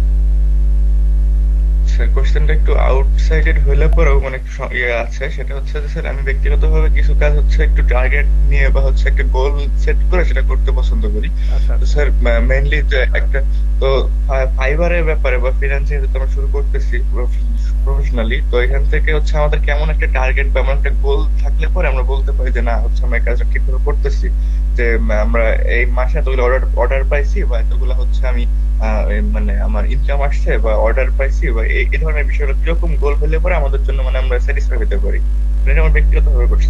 আচ্ছা, এটা আসলে নির্ভর করবে আপনি আসলে কতটুকু পরিশ্রম করতে পারছেন।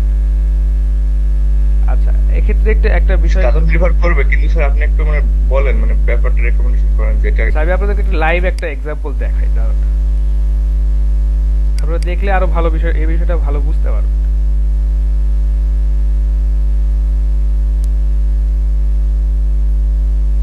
স্ক্রিন দেখা যাচ্ছে তো, তাই না? স্যার দেখা যাচ্ছে। আচ্ছা জি স্যার দেখা যাচ্ছে। আচ্ছা, আমি আপনাদেরকে ইন্ডিয়ার একজন সেলারকে দেখাবো, দাঁড়ান আমি তার গিকটা একটু দেখি। এই যে দেখেন জয়ান 93, ইনি একজন ইন্ডিয়ার একজন সেলার। তো এটার গিকটা আমি আপনাদেরকে দেখাই। ইনি একটা সার্ভিস প্রোভাইড করে, সেটা হচ্ছে B2B লিড জেনারেশন, অর্থাৎ business to business information collection বা business to business lead collection.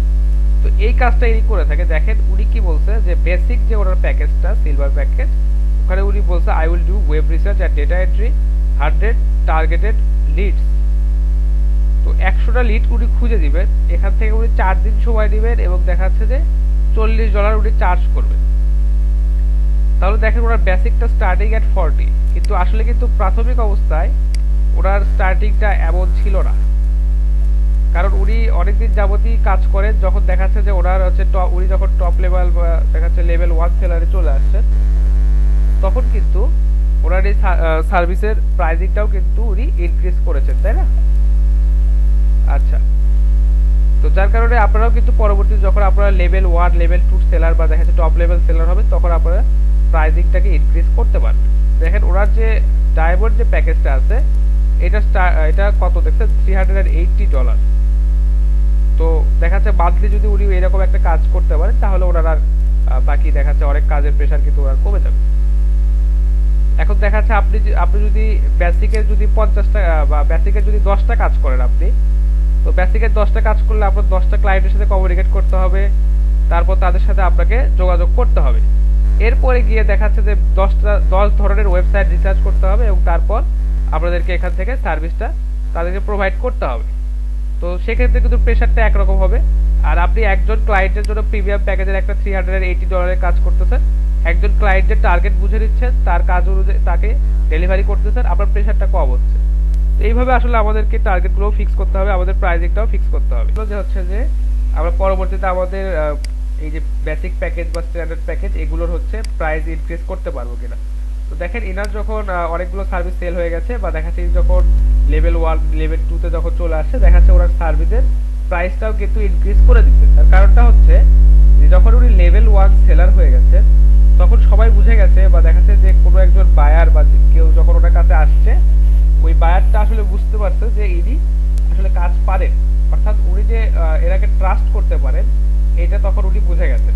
তো যার কারণে ওনাকে এই বায়ার বা এই সেলারকে ওই বায়ার অনেক কাজ দিয়েছে এবং দেখা যাচ্ছে যে উনি যখন চিন্তা করলেন যে আসলে তো আমি এখন অনেক কাজ পাচ্ছি, আমার প্রোফাইলটা তো একটু আপডেট হয়ে গেছে, বা এখন আমার প্রাইস রেঞ্জটা একটু বাড়ানো উচিত।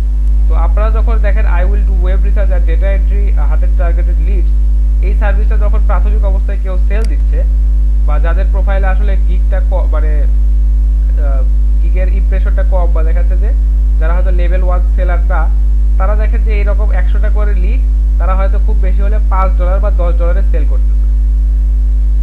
তো আপনারা যখন আপনাদের লেভেলটা যখন আপ হবে বা সেলারের লেভেলটা যখন আপ হবে বা আপনারা যখন অনেক কাজ পাবেন, রিভিউ পাবেন, তখন আপনারা আপনাদের প্রাইস রেঞ্জটাকেও বাড়াতে পারেন, সমস্যা নেই। তখন আপনাদের সেলগুলোও হবে এই কারণে যে ক্লায়েন্ট আপনাকে বিশ্বাস করে এবং আপনি এখানে দেখেন টপ লেভেল সেলার বা টপ রেটেড সেলার, এটা হচ্ছে এখানে ভেরিফাইড। তো যে কেউ আপনার কাছ থেকে সার্ভিস দিতে আসলে দেখা যাচ্ছে যে প্রতারিত হওয়ার সম্ভাবনাটা নাই, যার কারণে ইনি অনেক কাজ পান এবং সেই সুযোগে উনি ওনার কাজের চার্জটাও কিন্তু অনেক বৃদ্ধি করে ফেলেন। এই বিষয়টা নিয়ে কথা বলছিলাম আসলে সবার আগে। একটা কোশ্চেন ছিল, ছোট্ট একটা কোশ্চেন স্যার। এই যে আমাদের যে প্রোফাইল পিক গুলো দেওয়া আছে স্যার, কেউ অনেকে দেখা গেছে যে ফর্মাল পিক ইউজ করছেন, কেউ আবার মানে যার যেটা ভালো লাগছে এরকম পিক দিচ্ছেন। আসলে আমাদের আসলে কোনটা আসলে বেটার আসলে? আচ্ছা, একদম যে ব্যাকগ্রাউন্ড, এই যে দেখেন এখানে একজনকে দেখলাম একটু আগে, আপনি স্যার যেটাতে গেছিলেন যে গিকটা ওপেন করছেন ওটা তো দেখেন স্যার, তো ওটাতে এটা দেয়া আছে, এই যে ওই যে হ্যাঁ ওনার যে আছে এখানে কিছু বিষয় আছে, এটা একটু পরে বলছি। আচ্ছা, এই যে দেখেন ইনি যে একদম ব্যাকগ্রাউন্ড হোয়াইট করে ওনার জন্য যে একদম সুন্দর মানে একদম ফর্মাল একটা ইমেজ দিতে, এরকম আসলে দিতেই হবে তা কিন্তু না। যাতে এমন একটা ইমেজ আপনারা দিবেন যে ক্ষেত্রে আপনাদের পেজটাকে সুন্দরভাবে বোঝা যাচ্ছে। এই যে দেখেন সম্ভবত, আচ্ছা আপনারই যে ছবিটা দেওয়া আছে এটাতে কিন্তু আপনাকে সুন্দরভাবে রিকগনাইজ করা যাচ্ছে বা আপনার পেজটা ক্লিয়ারলি বোঝা যাচ্ছে। তো আপনি এই ছবিটা আপনি ইউজ করতে পারেন। একদম যে ব্যাকগ্রাউন্ড ক্লিয়ার করে ওই ধরনের ফর্মাল ছবি ইউজ করতে হবে তা কিন্তু একদম ম্যান্ডেটরি না। আচ্ছা, এখানে আরেকটা বিষয় আছে, এই যে ইমেজগুলো এই যে এখানে, এটা না স্যার ওই যে অনেকে যে প্রোফাইলের পিকটা গিগে আসলে দিবেন। ও আচ্ছা আচ্ছা, হ্যাঁ ওইটা অনেকে ইউজ করে, সেটা তাদের ব্যক্তিগত বিষয়। আচ্ছা, মোহাম্মদ মাসুদের প্রশ্নের উত্তরটা হচ্ছে যে আপনি যখন কোনো কিছু নতুন থেকে শুরু করবেন, তখন অবশ্যই আপনাকে আবার প্রথম থেকেই শুরু করতে হবে। স্যার উনি মনে হয় নাই, বের হয়ে গেছে। আচ্ছা অ্যান্সারটা দিয়ে দিই, যেহেতু অ্যান্সারটা স্ক্রিনে আছে, অনেকেরই প্রশ্ন থাকতে পারে এটা। তো যে বিষয়টা হচ্ছে যে অ্যাকাউন্ট যখন আপনি নতুন করে ক্রিয়েট করবেন, আপনাকে আবার প্রথম থেকে বা শুরু থেকে ওই কাজগুলোই করতে হবে। তো আপনি একটা প্রোফাইল বা একটা গিগকে আপনি ধীরে ধীরে প্রতিদিন একটু একটু করে বিল্ড করবেন। আপনি যদি 2 মাস পর সেই গিগটাকে ডিলিট করে দেন, বা যদি ওই অ্যাকাউন্টটাকে যদি ডিসেবল করে দেন, তাহলে তো আপনার কোনো ডকুমেন্ট আর থাকলো না। তখন পরবর্তীতে নতুন অ্যাকাউন্ট ক্রিয়েট করলে আবার ধীরে ধীরে ওই প্রথম থেকে আপনাকে গিগগুলোকে বা আপনার অ্যাকাউন্টটাকে র্যাঙ্কিং করতে হবে। এটাই আপনাকে প্রথম থেকে আবার ওই কষ্টগুলো করতে হবে। র্যাঙ্ক বা গিগ র্যাঙ্কিং এর ক্ষেত্রে বা অ্যাকাউন্ট র্যাঙ্কিং এর ক্ষেত্রে কোনো প্রবলেম হবে না, কিন্তু আপনাকে পরিশ্রম করতে হবে প্রচুর। আচ্ছা স্ক্রিন দেখা যাচ্ছে তাই না? জি স্যার দেখা যাচ্ছে। জি স্যার দেখা যাচ্ছে। আচ্ছা গতদিন তানভীর আমাকে এই শীটটা পাঠাইছিলেন এবং উনি এই ডেটাগুলো কালেক্ট করছেন। তো এখানে কিছু ছোটখাটো কিছু ইস্যু আছে, বা দেখা যাচ্ছে ডেটা স্ক্র্যাপারটা যেটা আমরা ফ্রিতে ইউজ করি, দেখা যাচ্ছে অনেক সময় অনেক আননেসেসারি ডেটা ওখানে ওভারলেপ হয়ে যায়, বা দেখা যাচ্ছে অনেক সময় আনওয়ান্টেড কিছু ডেটা আমাদের ওখানে চলে আসে। তো আমরা এগুলো একটু ম্যানুয়ালি ফিক্স করতে হবে আমাদেরকে অবশ্যই। তাছাড়া আসলে ফ্রিতে আসলে কতটুকু সার্ভিসই আর পাওয়া যায়, বা দেখা যাচ্ছে যে কতটা সার্ভিসের কোয়ালিটি আর বেটার হয়। তো ম্যানুয়ালি যদি আমরা বিষয়গুলো হ্যান্ডেল করি, তাহলে আমাদের জন্য একটু প্রবলেমটা সলভ হওয়ার মানে সম্ভাবনাটা অনেক বেশি। তো তানভীরের যে প্রবলেমটা হয়েছে যে এই যে এখানে কিছু গার্বেজ ভ্যালু বা কিছু এক্সট্রা কিছু তথ্য বা ডেটা চলে আসছে। তো তার মধ্যে যেটা হচ্ছে এই যে ফোন, ইমেল, ওয়েবসাইট, এটা মোটামুটি অনেকগুলো কলামেই বা দেখা যাচ্ছে বেশ কিছু কলামেই চলে আসছে। তো এটা আসলে তানভীর চাচ্ছে যে এই তানভীর এটা ফিক্স করবে। আচ্ছা তো এটা আমি করে দিচ্ছি, যে সহজ যে উপায়টা, জাস্ট সিম্পলি কন্ট্রোল এফ চেপে এখান থেকে সার্চ করবেন।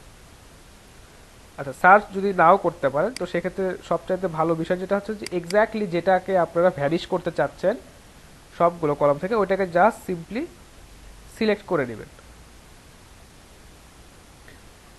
সিলেক্ট করে জাস্ট কপি করে নেবেন। কপি করে নেওয়ার পর কন্ট্রোল এফ চেপে এখান থেকে সার্চ বারটাকে আপনারা ওপেন করবেন। কন্ট্রোল এফ এ চাপার পর এখানে দেখেন যে রিপ্লেস একটা অপশন আছে, রিপ্লেসে এসে আপনারা যেটাকে ভ্যানিশ করতে চাচ্ছেন সেটাকে জাস্ট এখানে দিয়ে দিবেন, এবং যার সাথে ভ্যানিশ করতে চাচ্ছেন সেটা তো আসলে কিছুই না, অর্থাৎ আমরা জাস্ট ওখান থেকে মুছে ফেলতে চাচ্ছি।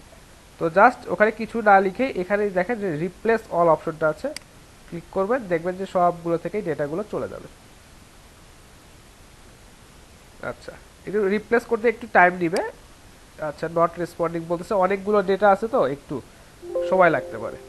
আচ্ছা তারপর বলতেছে অল ডান, উই মেড 183 রিপ্লেসমেন্টস। আচ্ছা তারপরে আমরা আশা করতে পারছি যে সবই চলে গেছে। তো এখন আমরা একটা বিষয় ইনশিওর করব যে আসলে সবগুলো গেছে কিনা। আমরা এখান থেকে যে ফাইন্ডে এই ফোনটা দিব, যে ফাইন্ড নেক্সট বা ফাইন্ড অল, এই অপশনটাতে ক্লিক করব। দেখেন এখানে একটা ম্যাচও পাওয়া যায় না, তার মানে আমাদের ওই ইনফরমেশনটা চলে গেছে, বা আমাদের যে গার্বেজ ভ্যালুটা ছিল ওটা ওখান থেকে চলে গেছে। আচ্ছা এরপরে আমরা আরেকটা যেটা করতে চাচ্ছি সেটা হচ্ছে এই যে ইমেল।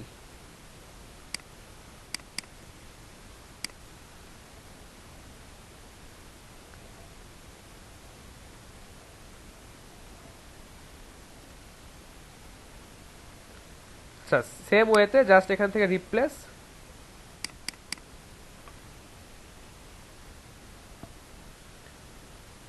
অল, দেখেন যে ওই ডেটাগুলো বা যে ভ্যালুগুলো এক্সট্রা ছিল ওগুলো চলে যাচ্ছে। আচ্ছা 183। আর একটা কিছু কিছু জায়গায় আছে কিছু জায়গায় নাই, সেটা হচ্ছে এই যে ওয়েবসাইট বা এইটা। আচ্ছা তিনটাকে একবারে ধরে করলে মেবি হবে না, তাই না? ওখানে মাঝখানে স্পেস আছে তো খুঁজে পাবে না। Okay sir. স্যার আরেকটা বিষয় ছিল যে হচ্ছে আমি ডাটাটা তো আমি করছি হচ্ছে এক্সেল, এটাকে কি বলে, মাইক্রোসফট এক্সেল এ করছি। তো স্যার আমি চাচ্ছিলাম যে এই সেম জিনিসটাকে আমি হচ্ছে গুগল মানে স্প্রেডশিট যেটা, এটাতে কনভার্ট করে নিব। মানে গুগল স্প্রেডশিটে করে সেটাকে কিন্তু এক্সেল এ করা যায়, ডাউনলোড করা যায়, কিন্তু স্যার এক্সেল থেকে গুগল স্প্রেডশিটে কোনোভাবে কি ডাটাটা নেওয়া যায়? হ্যাঁ হ্যাঁ, শুধু জাস্ট আপনি ওখান থেকে আপলোড করে দিবেন তাহলেই হয়ে যাবে। স্যার আপলোড করলে সেটা কি গুগল স্প্রেডশিটে যাবে? আচ্ছা দেখে দিচ্ছি, সমস্যা নেই। আচ্ছা আমাদের অথবা তানভীর ভাই পুরোটা সিলেক্ট করে স্প্রেডশিটে আপনি হচ্ছে পেস্ট করে দিবেন, তাহলেও হয়ে যাবে। একদম সেম, এক্স্যাক্টলি আমি এটাই বলতে চাচ্ছিলাম আর কি। ও আচ্ছা, ঠিক আছে ঠিক আছে, ওকে। ঠিক স্যার আছে।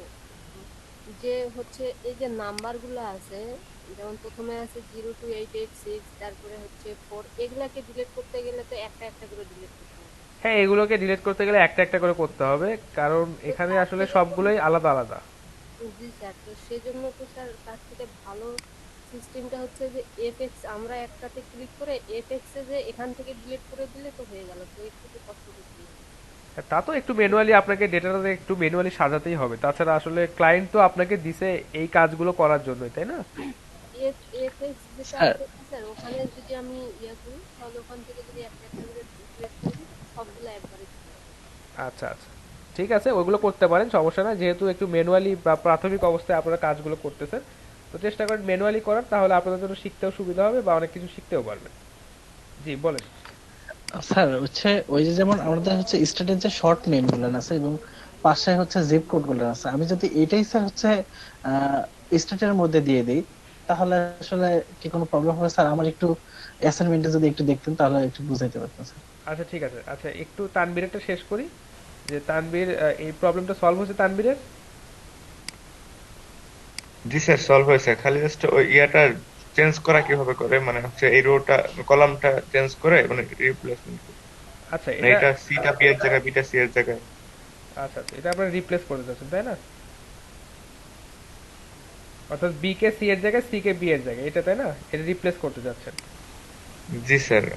আচ্ছা, এটা আপনারা জাস্ট কপি করেও এখানে দিতে পারেন, আবার দেখাচ্ছে যে ড্র্যাগ এর একটা অপশন আছে, কিন্তু ড্র্যাগ এর অপশনটা আমি এখন দেখছি না কেন জানি।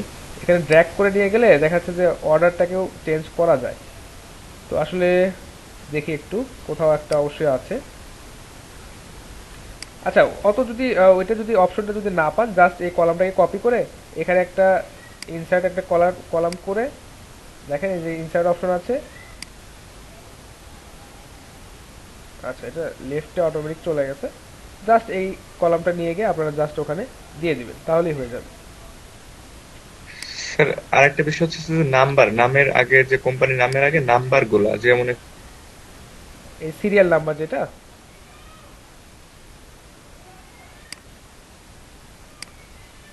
হ্যালো, সেনসিটিভ এবং ফাইবার আপনাদেরকে অনেক সুন্দরভাবে মডারেট করে, কারণ এখানে একটা পেমেন্টের বিষয় আছে, টাকা পয়সার বিষয় আছে, এখানে স্ক্যাম হওয়ার বিষয় আছে, আইডি হ্যাক হওয়ার বিষয় আছে। তো অনেকেই চেষ্টা করে যে তাদের প্রোফাইলগুলোকে পাবলিকলি সবার সামনে প্রমোট না করতে, বা দেখা যাচ্ছে আপনি হয়তো দেখে বুঝবেন না যে এটা কার প্রোফাইল এরকম। তো তারা যদি তাদের পার্সোনাল এক্সপিরিয়েন্স থেকে বা দেখা যাচ্ছে যে নিজেদের যদি ডিফেন্সের কারণে তারা যদি ওইটা শেয়ার না করে, সেক্ষেত্রে তারা নাই করতে পারে। আর আপনার যে বিষয়টা, যে আপনার যদি প্রোফাইলটা ভ্যালিড হয় বা আপনি যদি কোনো স্ক্যাম করে না থাকেন বা দেখা যাচ্ছে কোনো যদি প্রবলেম না থাকে বা ভেরিফিকেশনের ক্ষেত্রে যদি সব ধরনের ডকুমেন্টস আপনার কাছে থাকে, তাহলে আপনি আপনার প্রোফাইলটাকে শেয়ার করতে পারেন, কোনো অসুবিধা নেই।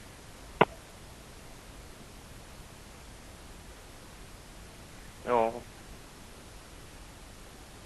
আচ্ছা আচ্ছা, রোকসানা রুকু বলেছিলেন যে আমরা কি বিষয়ে কথা বলছিলাম? স্ক্রিনে শেয়ার হইছে।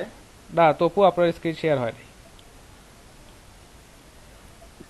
তো আমরা হচ্ছে ফাইবারের এবং কিছু অন্যান্য কিছু যে সাইট আছে, বা ফাইবার না সরি, অন্যান্য যে কিছু সাইট আছে, যেমন ধরেন সার্ভে সাইট বা বলে যে ক্লিক করে টাকা উপার্জন করুন, হ্যান ত্যান, এগুলো এগুলো সম্পর্কে কথা বলছিলাম, যে ওগুলোতে আসলে বিশ্বাস করার দরকার নেই। আসলে ক্লিক করে টাকা হয়তো আপনি হয়তো 2-1 দিন উপার্জন করতে পারবেন, কিন্তু পরবর্তীতে গিয়ে ওই কাজটা আর চলবে না, দেখা যাচ্ছে ওই সাইটটাই বন্ধ হয়ে গেছে, বা আপনি যে রেজিস্ট্রেশন ফি দিয়ে ওখানে রেজিস্ট্রেশন করছেন ওইটাই দেখবেন যে গায়েব হয়ে গেছে।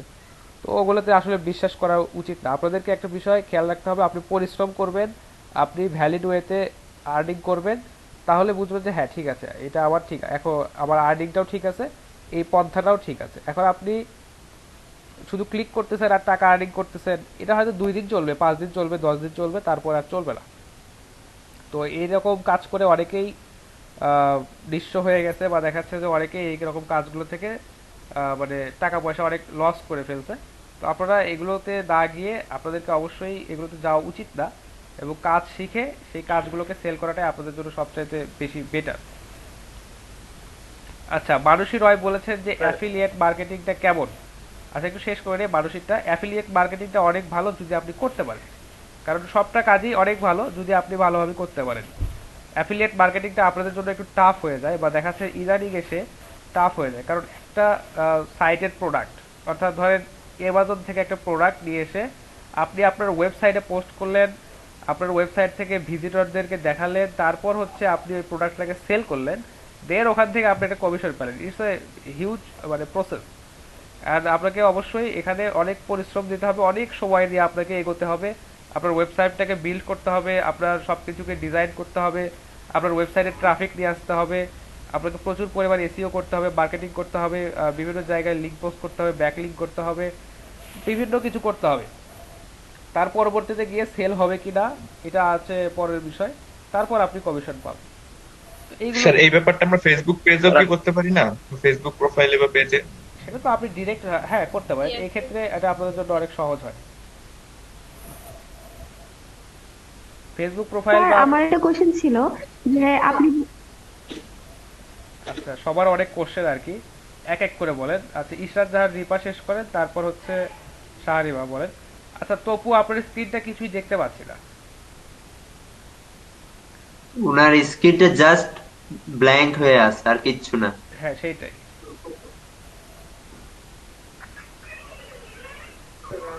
আপনি যে সাইবারের অ্যাকাউন্ট খোলার ব্যাপারে যে কথাটা বলছিলেন, স্যার একটা ল্যাপটপ দিয়ে না হয় একটা অ্যাকাউন্ট খুললাম, কিন্তু স্যার সেই ক্ষেত্রে এখন যেহেতু স্যার আমার হল বন্ধ আছে, আমি মেসে আছি, এখন স্যার আমি যদি আমার মেসের রাউটার দিয়ে কানেক্ট করি, পরবর্তীতে কি আমি আমার হল খোলার পরে হলে গিয়ে যে ওইখানকার আমার রাউটারটা আছে ওইটা দিয়ে কি আমি কানেক্ট করতে গেলে কোনো সমস্যা হবে? কোনো সমস্যা হবে না, কানেক্ট করতে পারবেন।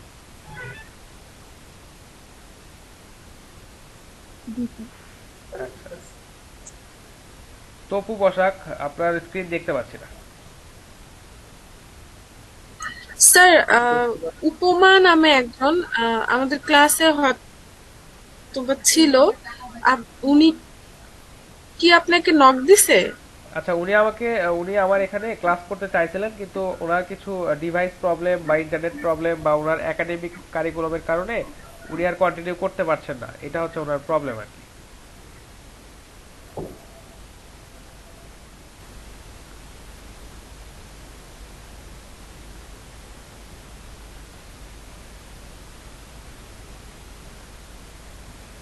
দেন চার্জ দেন। আচ্ছা 901001, আচ্ছা 900111 দেন তো দেখি কি আসে।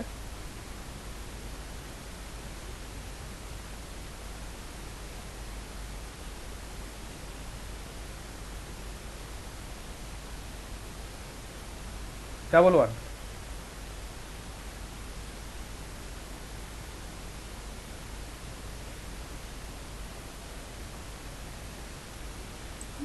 স্যার এরকমটা আমারও হয়েছিল, এই ঠিক সেম এই প্রবলেমটা হয়েছিল আমারও। স্যার 100 মাইল করে দিলে মনে হয় আসবে দিয়ে। আচ্ছা একটু দেখি রেঞ্জটা একটু বেড়ে দেন তো দেখি, ওখানে 25 মাইলস দেওয়া। এগুলোতে রেঞ্জ বাড়িয়ে দিলেও আসে না, দেখেছি আমি। ট্রাই করে দেখি কি অবস্থা।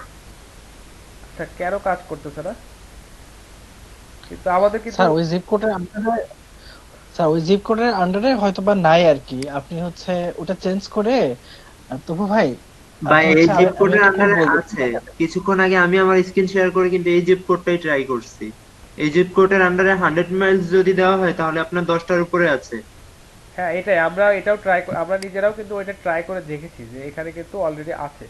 তো এটা হয়তো আপনার ডিভাইসের কোনো প্রবলেম হতে পারে, বা দেখাচ্ছে যে ডিভাইস থেকে হয়তো ওই সাইটটা ঠিকভাবে লোড নিচ্ছে না, এটা একটা প্রবলেম হতে পারে। কিন্তু আমাদের আর কারোর মনে হয় যে এই প্রবলেমটা হয় নাই, তাই না? হয়েছে কি এরকম? স্যার আমার হয়েছিল স্যার, এই প্রবলেমটা আমার হয়েছিল।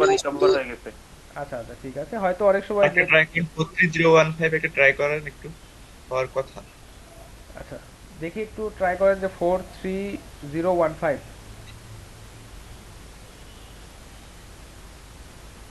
এটাও যদি না আসে তাহলে বুঝতে হবে যে 100 মাইল দিয়ে দেন। স্যার যাই দেন আসবে না, এখন অন্য সময় ট্রাই করতে বলেন, তাহলে হয়তো বা আসবে। আমার এমনটাই হয়েছিল। আচ্ছা একটা কাজ করেন, আপনার ব্রাউজিং এর হিস্ট্রিটা ক্লিয়ার করে একটু চেক করেন, অথবা অন্য একটা ব্রাউজারে গিয়ে একটু সার্চ করে দেখেন যে সবকিছু ঠিক আছে কিনা।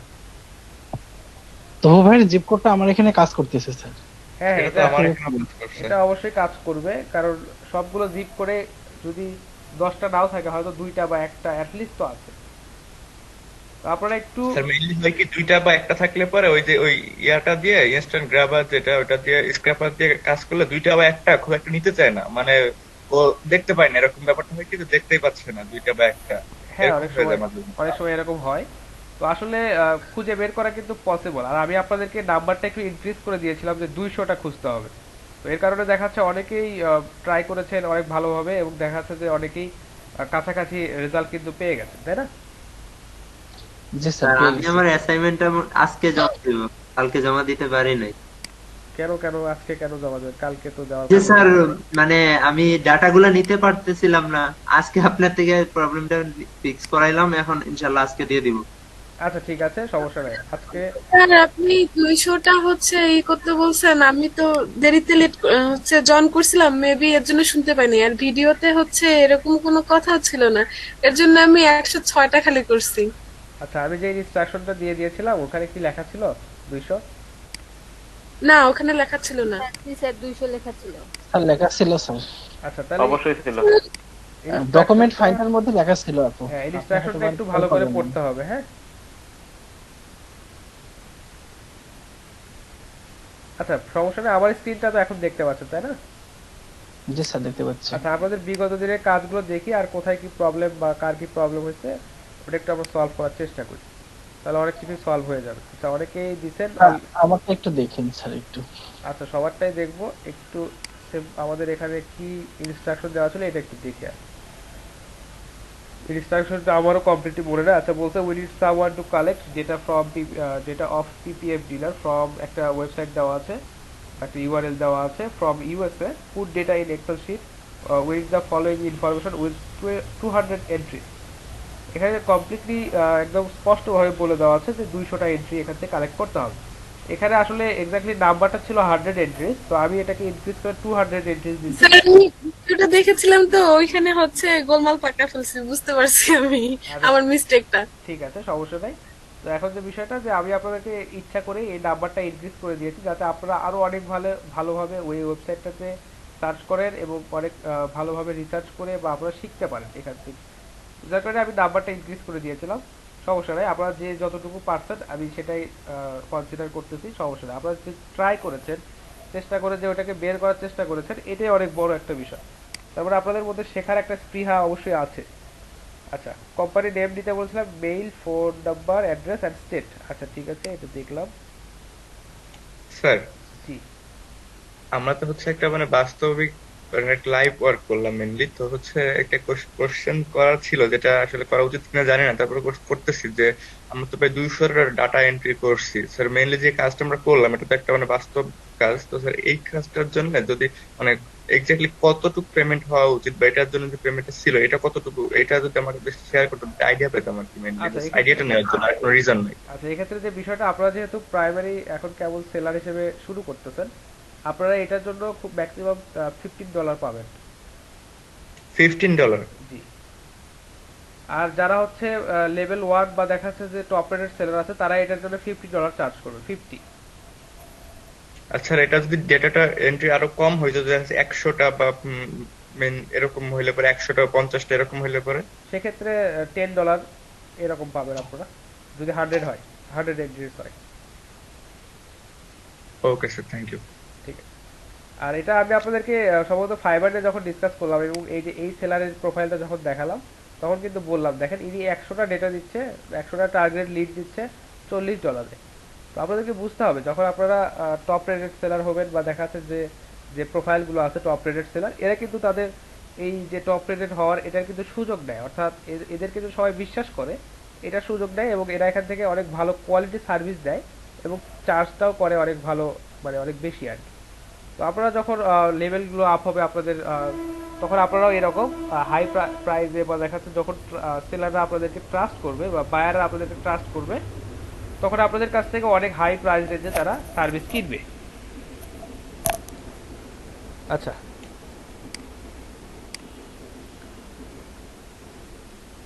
কোথায় ছিলাম জানি, হ্যাঁ আমাদের ক্লাস ওয়ার্কগুলো দেখছিলাম। আচ্ছা আওসার আমি প্রথমে আছে একটু দেখি।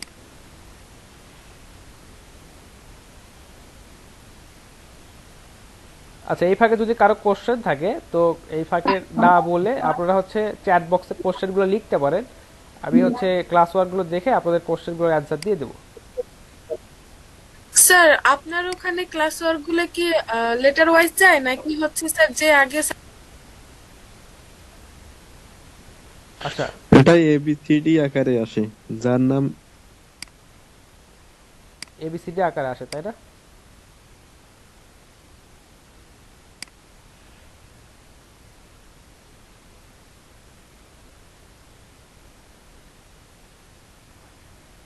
এখানে নরমালি যেটা হয় যে আপনাদের হচ্ছে যে সর্টিংটা যেটা হয় যে আপনাদের নামের প্রথম অক্ষর অনুযায়ী এটা এখানে সর্ট হিসেবে আমার কাছে আসে। বুঝতে পারছেন রোকসানা? জি স্যার। আচ্ছা, এইটা হচ্ছে আহসান হাবিব কয়টা এন্ট্রি করছেন একটু দেখি।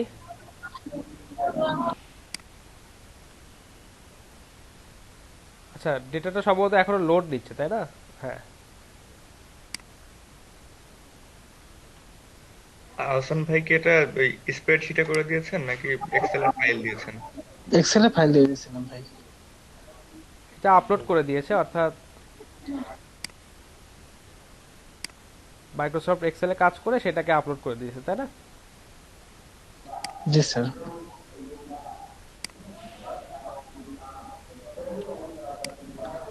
স্যার এখানে একটা কোশ্চেন ছিল আমার আর কি স্যার। জি বলেন, সমস্যা নেই। স্যার আমি অ্যাড্রেস থাকে যেটা কমার পরে যে আমাদের স্টেটটা লেখা থাকতো, যেমন শর্ট যেটা আমি নিউ ইয়র্কে ধরি নয়, তো এটা যেটা দেওয়া থাকতো ওর সঙ্গে যেটা জিপ কোড লাগানো থাকতো ওটা আমি এক্সট্রাক্টর করে স্টেটের মধ্যেই ওটা ফেলাই দিয়েছি স্যার। যদি আপনি নিচের দিকে একটু সাইডের দিকে স্ক্রলিং করেন দেখতে পাবেন স্যার অ্যাড্রেসের পরে। তো এটা আসলে কি করাটা আমার আসলে ঠিক হয়েছে কিনা, বা আসলে আমি ফুল নেম দিব না এরকমই দিব স্যার, এই জন্য আর কি। তবে এখানে একটা আমি এক্সপিরিয়েন্স পাইছি স্যার, এই .com এর পর অটোমেটিক্যালি ভাবে এটা সিস্টেম করা যায় স্যার। আর এটা আমি আসলে ঘাটতে ঘাটতে আর কি শিখে ফেলছি স্যার। আচ্ছা ঠিক আছে, অনেক আপনারা যখন এই বিষয়গুলো নিয়ে এক্সপেরিমেন্ট করবেন অনেক নতুন নতুন বিষয় আপনারা শিখবেন। জি স্যার। তো এটা আসলে কি বাইরের কাছে অ্যাকসেপ্টেবল হবে কিনা স্যার, বা এখানে ফুলটাই দিতে হবে কিনা, স্টেটের ফুল নেমটাই? না, স্টেটের ফুল নেমটা দিতে হবে না। স্টেট দেখেন এই যে স্টেট যেটা আপনি দিয়েছেন ভিটি অর্থাৎ ভাটিকান সিটি, ওকে ওকলাহোমা বা এরকম কিছু একটা হয়তো। জি স্যার। আচ্ছা, তো এগুলো আসলে তারা এগুলো আসলে বুঝতে পারে। আচ্ছা, আমরা যদি বাংলাদেশের যারা স্টুডেন্ট বা যারা হচ্ছে যে পাবলিক ইউনিভার্সিটিতে অ্যাটলিস্ট কোথাও বা কোনো ইউনিভার্সিটিতে যে স্টুডেন্টরা পড়ে তাদেরকে যদি আমরা বলি যে HSTU, তাহলে তারা বুঝে যাবে এটা কাকে নির্দেশ করতেছে। যদি বলি যে DU, তারা দেখাচ্ছে যে বাংলাদেশের অনেক মানুষই বুঝবে যে আসলে DU বলতে কি বোঝাচ্ছে, বা JU বা JNU এগুলো বলতে আসলে কি বোঝাচ্ছে। তো ওরা আসলে ওদের যে স্টেটগুলো এগুলোকে তারা অনেক ভালোভাবে চেনে। তো NY বা দেখাচ্ছে যে MN বা দেখাচ্ছে যে ওয়াশিংটন ডিসির যে ইয়েটা আছে এগুলো তারা অনেক ভালোভাবে বোঝে। তো আসলে এগুলো টেক্সাস বা এগুলো তারা অনেক সুন্দরভাবে বোঝে। তো আপনার জিপ কোডটা না দিলেও চলতো, দেখা যাচ্ছে যে স্টেট যেহেতু চাইছে, আর যদি পার্টিকুলারলি যদি জিপ কোডটাও যদি চাইতো একটা কলামে, তো সেক্ষেত্রে আপনারা দিতে পারতেন, সমস্যা ছিল না। জি স্যার। তো জিপ কোডটা স্যার আমি দিলাম এই জন্যই স্যার যে ওটা যদি সে মনে করে যেটা সার্চ করে দেখবে, তাহলে ওই কোডটা লিখে কিন্তু সার্চ করলে সে পেয়ে যাচ্ছে ওই তথ্যটা রাইট কিনা। হ্যাঁ হ্যাঁ, অবশ্যই অবশ্যই, ঠিক আছে, এটা আপনি দিয়েছেন, অনেক ভালো হয়েছে। তো সেক্ষেত্রে একটা বিষয় এখানে সুন্দরভাবে যে কলামটা আছে, কলামের এখানে লিখবেন যে স্টেট, একটা অবলিক বা একটা স্ল্যাশ দিয়ে লিখবেন যে জিপ, স্টেট এবং জিপ দুইটাই দিছে। ওটা তাহলে আর বুঝতে আরো অনেক সুবিধা অ্যাপ্রোপ্রিয়েট হবে, তাই না? জি স্যার। ঠিক আছে। আর আমি সর্বোচ্চ খোঁজার পর স্যার 199টা পর্যন্ত স্যার পাইছি স্যার, তারপরে আর পাই নাই। ভাই যে সিরিয়াল নাম্বারটা কিভাবে করছেন? মানে সব করার পরে আমি সিরিয়াল নাম্বারটা এই কলামটা করি নাই, এটা সিরিয়াল নাম্বারটা কি একবারে কিভাবে করা যায়?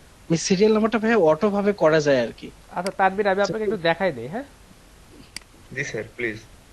ওয়ার্ড ধরেন আপনাকে দুইটা একটু লিখতেই হবে।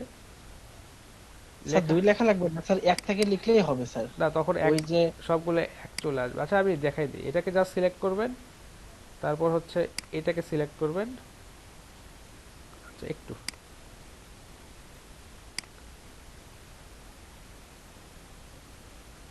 দেখছেন সবগুলোতে এক চলে আসছে। স্যার আমি এইভাবে করি নাই স্যার, আমি আরেকটা ভাবে করছি স্যার। কিভাবে সেটা? স্যার আপনি ওই যে দুইটা উঠাই দেন, আর একটাতে সিলেক্ট থাকবে। ও আচ্ছা আচ্ছা, এই ইনক্রিমেন্টের অপশনটা আপনি ওখানে দিয়ে দিয়েছিলেন তাই না, ইনক্রিমেন্ট করে না দিয়েছিলেন। স্যার, আপনি যে ফিল থাকে স্যার, ফিল থেকে সিরিজ করছিলাম স্যার। ও আচ্ছা আচ্ছা, হ্যাঁ ওইটা বিভিন্ন পদ্ধতি আছে, সমস্যা নেই। আপনি জাস্ট এখান থেকে এই কাজটাও করতে পারেন, এই যে দুইটাকে সিলেক্ট করলেন, করে এই যে দেখেন এখানে অ্যারোটা যখন আসলো জাস্ট এখান থেকে দিয়ে দেবেন, দেখেন এই যে চলে আসছে, জাস্ট এখানে ধরে ড্র্যাগ করে দিবেন, যতগুলো ফিল্ড আপনার আছে সবগুলো ফিল্ডে ওখানে নাম্বারটা চলে আসবে। তো জি আপনি স্যার, তবে আমি ড্রাগ করে নেই স্যার, জাস্ট আমি একটা সিলেক্ট করছি, ওখানে আমি সংখ্যা লিখে দিছি যে আমি এত পর্যন্ত চাই, তখন ওটা স্যার অত পর্যন্ত অটোমেটিক্যালি চলে গেছে স্যার। আচ্ছা আচ্ছা ঠিক আছে, হ্যাঁ ওইভাবে করতে হবে। আসলে অনেক পদ্ধতি আছে, আপনারা এখান থেকে যে পদ্ধতিগুলো আপনারা আপনাদের জন্য সুইটেবল হয় আপনারা সেগুলোই অ্যাপ্লাই আর করবেন। এটা স্যার আমি আসলে নিজে নিজে ঘাটতে ঘাটতে আমার হচ্ছে কলমের দিকে যাচ্ছিল, তাই আমি ভাবলাম যে এটা দেখে কি হয়, তো এরকম ট্রাই করে দেখি যে স্যার এটা দিয়ে এটা হয়। হ্যাঁ অবশ্যই ট্রাই করবেন, ট্রাই করাটা অনেক ভালো একটা বিষয়, আর ট্রাই করলে আপনারা অনেক নতুন নতুন বিষয় শিখতে পারবেন। জি স্যার। তো এটা আসলে আমিও চাই যে আপনারা অনেক কিছু শেখেন, আমার থেকে বেশি কিছু শেখেন আপনারা। ইনশাআল্লাহ দেখা যাচ্ছে যে পরবর্তীতে আপনারা যখন অনেক বেশি কিছু শিখবেন, এতে কিন্তু আমাদের ডিরেক্ট কোনো প্রফিট না হলেও কিন্তু ইনডিরেক্ট অনেক প্রফিট আছে।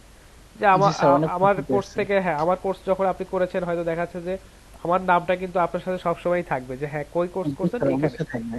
হ্যাঁ অবশ্যই এই বিষয়গুলো আমাদের কাছে খুবই অনুপ্রেরণাদায়ক, এবং আমাদের কাছে এই বিষয়গুলো খুবই ভালো লাগে যে আমাদের একজন স্টুডেন্ট কাজ করছে, বা আমাদের একটা স্টুডেন্ট যখন কাজ পায়, যে ফাইবার থেকে যখন সে একটা $5 হোক মিনিমাম যখন সে কাজটা পায়, আমাদের কাছে খুবই ভালো লাগে যে হ্যাঁ মানে সাকসেসটা মনে হয় যে হ্যাঁ আমরাই সাকসেস হচ্ছে, এরকম একটা বিষয় আমাদের কাছে একটা ফিল হয় আর কি। জি স্যার, এই ডাটাটা স্যার আমি 150টা পর্যন্ত করছিলাম, তারপর আমার মনে হইলো যে আর মনে হয় পাবো না বা আর বোধহয় আসবে না। তো তানভীর ভাই হচ্ছে গ্রুপে কথা হইলো আমাদের ওই যে রাত্রে মিটিং শেষে, তো উনি বললো যে আপনি খোঁজেন আরো পাইতে পারেন। তো আমি পরবর্তীতে ভাবলাম যে আচ্ছা দেখি আর একটু ট্রাই করে, তো দেখি স্যার যে হ্যাঁ আসলে পাচ্ছিলাম। আচ্ছা যেহেতু উনি তানভীর সম্ভবত 180টা কয়টা যদি পাইছে, ওই কারণে উনি 183 পাইছিলেন। হ্যাঁ 83টা 183টা পাইছে, ওই কারণে উনি আপনাকে বলছে যে আরেকটু খোঁজেন তাহলে আপনিও পাবেন, কারণ আপনি তো 150তে থেমে গেছেন। জি ভাইয়া। আচ্ছা ঠিক আছে, কাজ করেন আমি এইভাবে। প্রথম দিকে কিছু ভুল করছিলাম আর কি, ওগুলোর জন্য মেনলি আরো কম হয়ে গেছে আমার। আচ্ছা আচ্ছা ঠিক আছে, সমস্যা নাই, নেক্সট টাইম আরো বেটার হবে। আচ্ছা ধরনজয়, এটা একটু দেখি।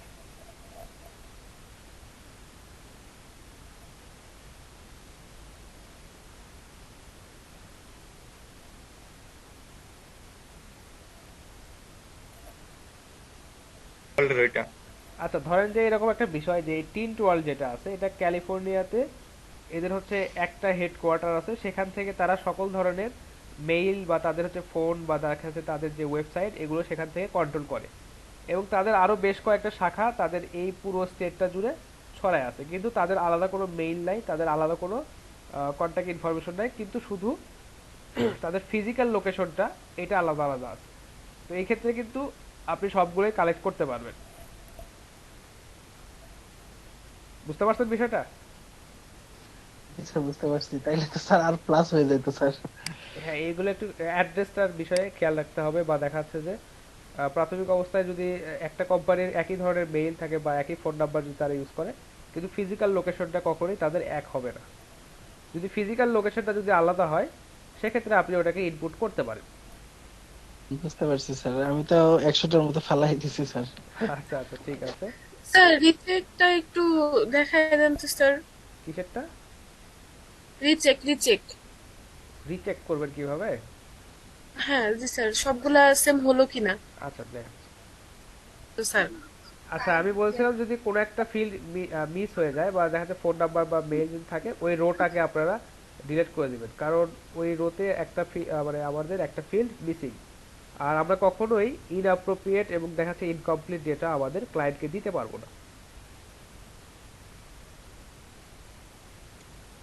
জি স্যার। আচ্ছা আমি একটা বিষয় আপনাদেরকে বলি, যে শেয়ার করি, যে আমার প্রিভিয়াস ব্যাচের একজন স্টুডেন্ট, ওই একটা কাজ ওনার ক্লায়েন্টকে আজকে মনে হয় যে 3 থেকে 4 বার সে রিভিশন দিয়ে দিচ্ছে, মানে একটু করে সমস্যা হচ্ছে, আর ওই ক্লায়েন্টটাও আসলে খুবই খুঁতখুঁতে স্বভাবের, একটু সামান্য সমস্যা সে আসলে নিচ্ছে না। তো আমিও বলছি ঠিক আছে আপনি রিভিশন দিয়ে দেন, একটু যেটুকু ক্লায়েন্ট মডিফাই করতে বলে একটু করে দেন। তো কাজটা সম্ভবত আজকে সাবমিট করে দিবে ফাইনালি। তো যে বিষয়টা হয় যে ক্লায়েন্ট যখন আপনাকে টাকা দিয়ে কাজ করে নেবে, সে চাইবে একদম 100% অ্যাকুরেট এবং 100% মানে ভ্যালিড ডেটা।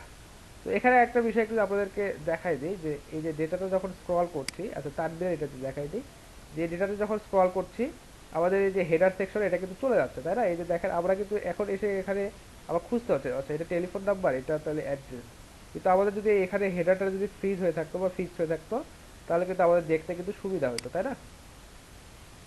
স্যার এটা কিভাবে করে? আচ্ছা আমি দেখাই দিচ্ছি। মানে এই জন্য বলতেছি কারণ সত্যি আমার কখনো এক্সেলে কাজ করার অভিজ্ঞতা নেই, গতকালকে ফার্স্ট এটা করছি। আচ্ছা ঠিক আছে, সমস্যা নাই, সেক্ষেত্রে আমি অবশ্যই দেখাই দিব। না স্যার, এক্ষেত্রে অনেকে হয়তো বা এমন হতে পারে যে সবাই পারে, আমার কোশ্চেনটা কারণে বিরক্ত হতে পারে। না না না, তারপরে এটা আসলে কখনোই সবার জন্য ক্ষমা চাচ্ছি আমি। সমস্যা নাই, এটা আপনি অবশ্যই কোশ্চেন করবেন, কারণ আপনাদের কোশ্চেনগুলো সলভ করার জন্য আমরা এখানে আসছি।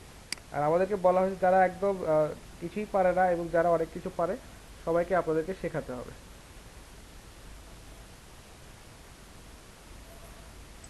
ভাইয়া এরকমটা মনে করার কিছু নাই, কারণ শেখার কোনো শেষ নেই। হ্যাঁ অবশ্যই, এটা আপনাদেরকে সবাইকে কনসিডার করতে হবে। আর আমাদের কোর্স মডিউলটা এমনভাবে সাজানো যে সবাই যাতে এখান থেকে শিখতে পারে। আচ্ছা তানভীরের এই হেডারটা একটু ফ্রিজ করে দিই যাতে সবসময় এটা থাকে। আচ্ছা এখন একটু দেখেন, এটা একটু দেখতে তাও বেটার লাগতেছে যে হ্যাঁ আমাদের হেডারটা এটা এবং কোন কলামের আন্ডারে কি ডেটা আছে। আমরা জাস্ট এই রোটাকে সিলেক্ট করব, এখানে একটা দেখেন ভিউ অপশন আছে, ভিউ অপশনটা থেকে এখানে এই যে দেখেন ফ্রিজ প্যান্স, এই অপশনটাতে ফ্রিজ টপ রো এই অপশনটা আছে, এটাকে আমরা জাস্ট ফ্রিজ করে দিলাম। দেখেন আমাদের যে হেডার যেটা আছে বা আমাদের কোন কলামে কি ডেটা আছে এটা কিন্তু এখন ফ্রিজ হয়ে গেছে। তো আমরা কিন্তু এইভাবে ডেটাগুলোকে যদি রিপ্রেজেন্ট করি বা তাদেরকে সামনে তাদেরকে দেই, তারা যখন স্ক্রল করে নিচে আসবে, অর্থাৎ আমাদের যেহেতু এখানে অনেক ডেটা আছে, তো স্ক্রল করে যখন নিচে আসবে তারা বুঝতে পারবে যে হ্যাঁ এটা অ্যাড্রেস, এটা ফোন নাম্বার, এটা ইমেল, বা এটা হচ্ছে তাদের স্টেট এবং হচ্ছে এটা তাদের কোম্পানির নেম, এভাবে তারা বুঝতে পারবে। তো এটা একটু একটু আপনারা অবশ্যই সুন্দরভাবে সাজাবেন। আর যখন কাজ করবেন, কাজ করতে করতে আপনারা এই বিষয়গুলো আরো অনেক শিখবেন। জাস্ট সিম্পলি এখান থেকে রোটাকে সিলেক্ট করে এই যে এখানে দেখেন ভিউ অপশনটাতে যাবেন, ভিউ অপশনে আসার পর এখানে ফ্রিজ প্যাজ একটা অপশন আছে, এখান থেকে অপশন আছে কিছু যে এই যে ফ্রিজ টপ রো, এইটা অলরেডি যেহেতু আমি ফ্রিজ করে রাখছি তো এখানে একটা আনফ্রিজ অপশন আমাকে দিয়ে দিচ্ছে। তো এখানে ফিক্স টপ রো করলে এই প্রথম রোটা ফ্রিজ হয়ে যাবে, অর্থাৎ ওটা আর নড়াচড়া করবে না বা স্ক্রল করলে উপরে চলে যাবে না। স্যার এই যে কিছু লেখা বোল্ড হয়ে লাল হয়ে আছে কেন এগুলো? এটা আসলে আমার ভুলের জন্য হয়েছে। এটা হচ্ছে আমি ওই যে চেক করতে দিছিলাম ডুপ্লিকেট চেকটা পরে আনমার্ক করি নাই এজন্য। আচ্ছা স্যার ওটা আমি ব্যাকগ্রাউন্ডে কিছু করি নাই স্যার, ওটা জাস্ট ডুপ্লিকেটটা ঠিক করলে ঠিক হয়ে যাবে। মার্ক করা আছে তাই না? হ্যাঁ ডুপ্লিকেট, মানে আমি টোটাল ধরে ওটা ডুপ্লিকেট ফাইন্ড করছিলাম আর কি। আচ্ছা ঠিক কুইক সিলেকশন আগে ফরম্যাটটা স্যার ক্লিয়ার করে দিলে ওটা আউট হয়ে যাবে স্যার। আচ্ছা ঠিক আছে, ওটা করে দিন, সমস্যা নেই। আপনি ট্রাই করেন, চেষ্টা করতে থাকেন, তাহলে ইনশাআল্লাহ আরো অনেক ভালো কিছু শিখবেন। আসলে আপনি তানভীর বলতেছেন যে আপনি রিজেক্টের বিষয়ে কিছু বললেন? না না এখনো বলি নাই, দাঁড়ান। আচ্ছা তানভীর যে বিষয়টা বললেন যে এর আগে উনি কখনো এটা কাজ করেন নাই, তো দেখেন উনি কিন্তু তারপরেও ট্রাই করে অনেক কিছু কিন্তু শিখছে এবং দেখাচ্ছে যে এখান থেকে সে চেষ্টা করে অনেক কিছুই বের করার মানে চেষ্টা করছে বা প্রবলেম হইলে সেটাকেও ওভারকাম করার চেষ্টা করছে। তো আপনারা একটু কিউরিয়াস হন, একটু যত বেশি কিউরিয়াস হবেন তত আপনারা বেশি শিখতে পারবেন। আচ্ছা আরেকটা বিষয় একটু সবাই লক্ষ্য রাখবেন, সেটা হচ্ছে যে যখন আপনারা এইভাবে র্যাপ করে দিবেন, তো সেক্ষেত্রে যদি লিঙ্ক হয় বা মেইল অ্যাড্রেস হয় বা যেটাতে ক্লিক করে আমরা ওই লিঙ্কটাতে বা ইউআরএলটাতে বা মেইলটাতে যেতে পারি, এই ধরনের বিষয়গুলোকে নর্মালি আপনারা র্যাপ করবেন। কারণ আপনার যে এই যে অ্যাড্রেসটা, এটা কিন্তু আমি এখান থেকে ক্লিক করে কিন্তু কোথাও যেতে পারছি না বা কোথাও কিন্তু দেখাতে পারছি না, তো এটাকে আমাকে কমপ্লিটলি পুরোটাই শো করাটাই বেটার। আচ্ছা আরেকটা যেটা বিষয়, যে যদি লিঙ্ক হতো যে কোনো ধরনের ইউআরএল বা কোনো ধরনের মেইল, তো সেক্ষেত্রে আপনারা এটাকে র্যাপ করে দিতে পারতেন, কারণ ক্লায়েন্ট ওখান থেকে জাস্ট ক্লিক করলে ওই লিঙ্কটাতে চলে যাচ্ছে। তো ওই পোর্শনটা বা ওই কলামটা এতটুকু ছোট হোক বা এতটুকু বড় হোক, ইট ডাজন্ট ম্যাটার। তো আপনারা যদি লিঙ্কগুলোকে যদি এরকম র্যাপ করে দেন সেটা সবচেয়ে বেটার। সম্ভবত শাহরিমা এই কথাটা একদিন বলেছিলেন। সাজ্জাদ ক্লাসে আছেন? সাজ্জাদ আচ্ছা একটা বিষয় একটু বলি, দেখেন যে সবসময় আপনারা একটা কাজ করবেন যে ডেটাগুলোকে নির্দিষ্ট একটা ফরম্যাটে সাজানো। এই যে এখানে স্টেটটা যেটা দিছেন, একটাতে দিছেন এনওয়াই, একটাতে দিছেন ওয়াশিংটন ডিসি, তারপরে সম্ভবত দিছেন ক্যালিফোর্নিয়া। তো এই কাজটা আসলে করাটা উচিত না। আপনারা যখনই যেটা ইউজ করবেন, হয়তো শর্ট ফর্মটা ইউজ করেন অথবা দেখা যাচ্ছে যে ফুল ফর্মটা ইউজ করেন, যে কোনো একটা, এটা দেখতে বেটার মনে হয়। এটা মেজর কোনো ইস্যু না, তারপরেও জাস্ট ডেটাটাকে সুন্দরভাবে সাজানোর জন্য এটা আপনাদেরকে জাস্ট বললাম আর কি। ইনস্ট্যান্ট ডেটা স্ক্র্যাপারে যখন আপনি ডেটাগুলো নিবেন, আপনাকে আসলে জি। বুঝতে হবে যে আপনি কোন ফরম্যাটে চাচ্ছেন। তো দেখা যাচ্ছে যে আপনি যদি ওখান থেকে ডেটাগুলো কপি করে কোনো একটা স্প্রেয়ারশিট বা আপনার অলরেডি এক্সিস্টিং কোনো স্প্রেয়ারশিটে আপনি যদি অ্যাড করতে চান, তো জাস্ট আপনি ওখান থেকে জি। কপি করবেন। ডেটাগুলো যদি আপনি জি। ডাউনলোড করতে চান, তখন আপনি এক্সএলএস বা দেখা যাচ্ছে যে এক্সেল ফরম্যাটে ডাউনলোড করে নিয়ে আপনি আপনার ডেস্কটপে অফলাইন ইউজের জন্য বা মাইক্রোসফট এক্সেলে ওইটাকে ইউজ করতে পারবেন।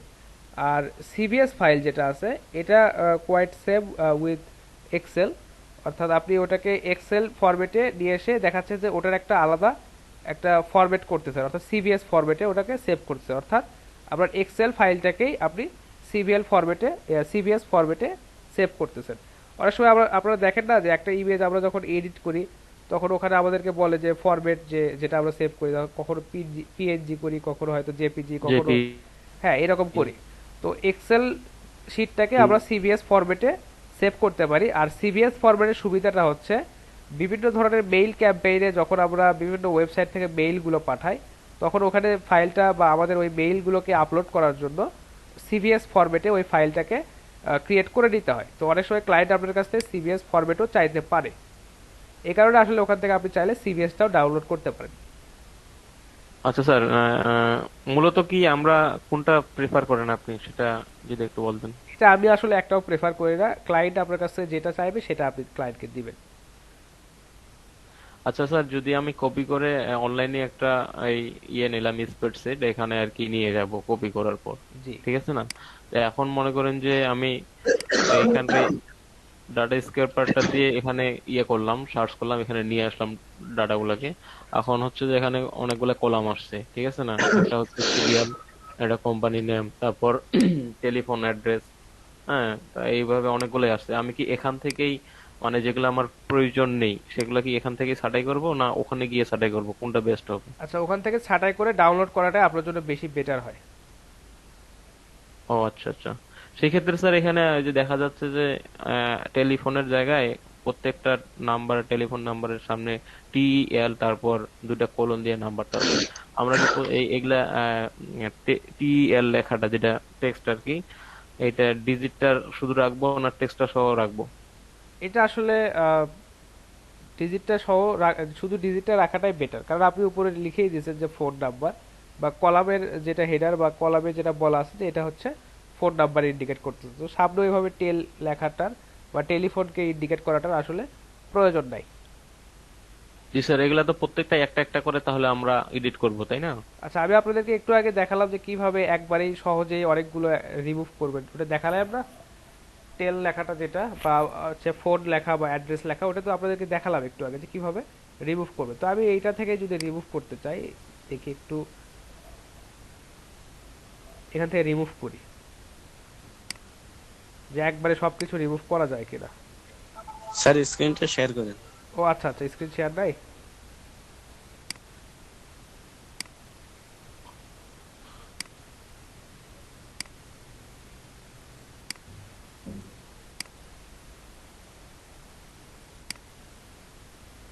আচ্ছা, এখন আশা করি দেখতে পাচ্ছেন। জি স্যার, দেখতে পাচ্ছি এখন। দেখতে পাচ্ছি এখন আপনাদের। আচ্ছা, ধরেন এই যে তানভীরের যে ফাইলটা আছে, এখান থেকে আমরা ওটাকে রিপ্লেস করে দেব। জাস্ট সিম্পলি কন্ট্রোল F চেপে এখান থেকে ফাইন্ড করবেন এবং দেখা যাচ্ছে যে এখানে যে লেখাটা আছে বা যেটাকে আপনারা ভ্যানিশ করতে চাচ্ছেন সেটা জাস্ট এখানে লিখে, এখানে দেখেন রিপ্লেস, তো কারোর সাথেই তো রিপ্লেস করতেছেন না, জাস্ট ওটাকে ভ্যানিশ করে দেওয়ার জন্য।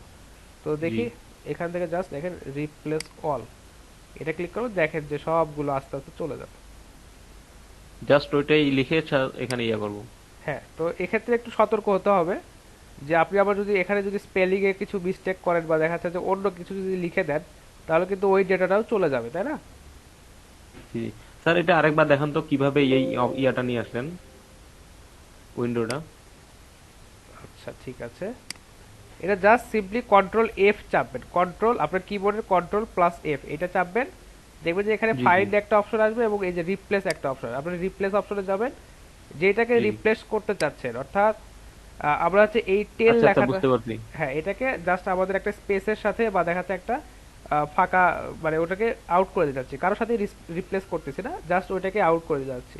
তো জাস্ট এখান থেকে রিপ্লেস অল করবেন, তো এটা আসলে সবগুলো রিপ্লেস হয়ে গেছে, একটাও পায় নাই, যার কারণে এটা দেখালো আর কি। আচ্ছা সিম্পলি স্যার সেদিন আমাকে ওই যে একটা ইয়া দিছিলেন, মনে করেন যে এখানে যে অ্যাড্রেসটা আছে না, মনে করেন অনেক দূর চলে গেছে, ফোন নাম্বারের জায়গাটা রিমুভ করে নিছে, সেখানে এই যে উপর থেকে কোথায় যেন একটা ইয়া দেখাইলেন, এখান ভুলে থেকে গেছি এটা একটু। এই যে এখান থেকে দেখবেন র‍্যাপ অপশনটা আছে, র‍্যাপ র‍্যাপ আচ্ছা একটু দেখাই, আসলে এক্সেল স্প্রেডশিটে কাজ করলে ওখান থেকে আসলে কাজ করতে একটু সুবিধা হয়, এটা আসলে এই যে দেখেন র‍্যাপ টেক্সট একটা অপশন এখানে আছে, ও ডব্লিউআরএপি। হ্যাঁ র‍্যাপ করবেন তাহলে দেখবেন যে এটা আর হচ্ছে একটা সেলের থেকে আরেকটা সেলের উপর চলে যাচ্ছে না, ওভারফ্লো হবে না আর কি। স্যার এই ক্ষেত্রে এই যে এখানে যে আপনি যেটা অ্যাড্রেসে আছে, এখানে অ্যাড্রেসটা দেওয়া আছে, তারপর শেষে ওই যে একজনকে কার যেন কাজটা আমি মনে নাই, ওখানে নাম্বার ইমেল অ্যাড্রেসের সাথেই দেওয়া আছে, মানে অনেক বড় অ্যাড্রেসটা হয়ে গেছে, সেই ক্ষেত্রে তো ম্যানুয়ালি করতে হবে নাকি? ম্যানুয়ালি না, আসলে ওইখানে দেখতে ওইরকম ছোট লাগতেছিল, কারণ ওইটা হচ্ছে একটা আরেকটা উইন্ডোতে ওপেন করা হয়েছিল, তো যার কারণে ওটা ছোট লাগতেছিল দেখতে। আপনারা ওটা আপনাদের মতো করে সাজাবেন, ওটা আসলে আপনার যে ইনফরমেশনটা ওখানে কারেক্ট আছে বা ইনফরমেশনটা যে ভ্যালিড, এটাই অনেক বেশি ফ্যাক্ট করে। তারপরে আপনারা যেভাবে সুন্দর করে সাজাতে পারেন এটা পরবর্তী ব্যাপার, বা দেখা যাচ্ছে পরবর্তী স্টেপের ব্যাপার।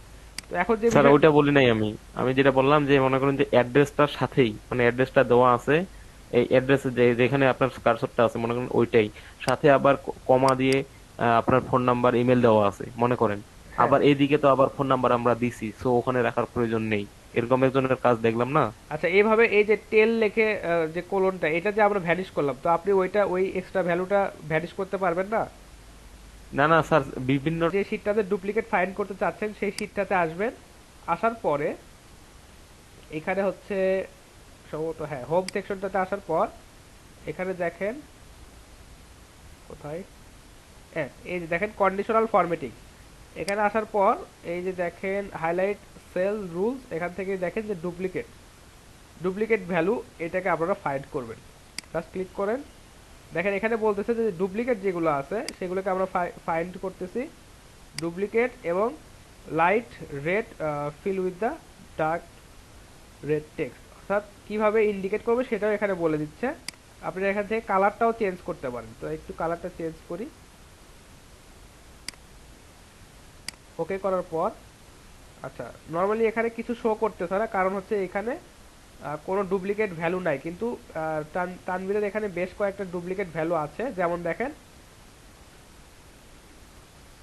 এই যে এখানে এরা হচ্ছে ফোন নাম্বারটা সেম পাইছে, মেইল অ্যাড্রেসটা সেম পাইছে, তো এক্ষেত্রে আপনাকে একটা বিষয় দেখতে হবে, এদের কিন্তু ফিজিক্যাল অ্যাড্রেসটা কিন্তু আলাদা, এদের কোম্পানির নামটাও সেম কিন্তু এদের ফিজিক্যাল অ্যাড্রেসটা আলাদা। তো আপনাকে এই ক্ষেত্রে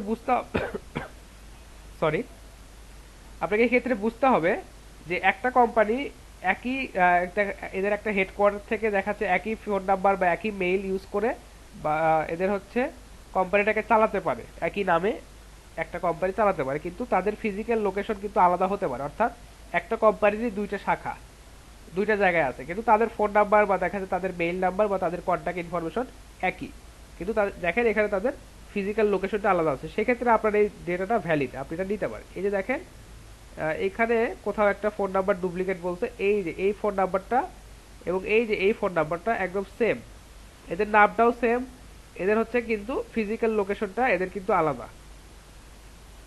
দেখেন এখান থেকেও কিছু ডুপ্লিকেট ফাইন্ড করা গেছে, কিন্তু যে ডুপ্লিকেট ডেটাগুলো ভ্যালিড, এবং আমাদেরকে এগুলোকে একটু চেক করে দেখতে হবে যে আমাদের যে ডেটাগুলো ডুপ্লিকেট হলেই যে আসলে সেগুলোকে আমরা ফেলে দেবো এরকম কিন্তু না, আমাদেরকে তাদের ফিজিক্যাল লোকেশনটাও চেক করতে হবে। দেখেন এই যে দুইটা কোম্পানি একই কোম্পানি, মূলত এরা ক্যালিফোর্নিয়াতে বিজনেস করতেছে, কিন্তু এদের ফিজিক্যাল লোকেশনটা আলাদা, এদের ফোন নাম্বারটা আলাদা, কিন্তু মেইল অ্যাড্রেসটা একই দেওয়া আছে।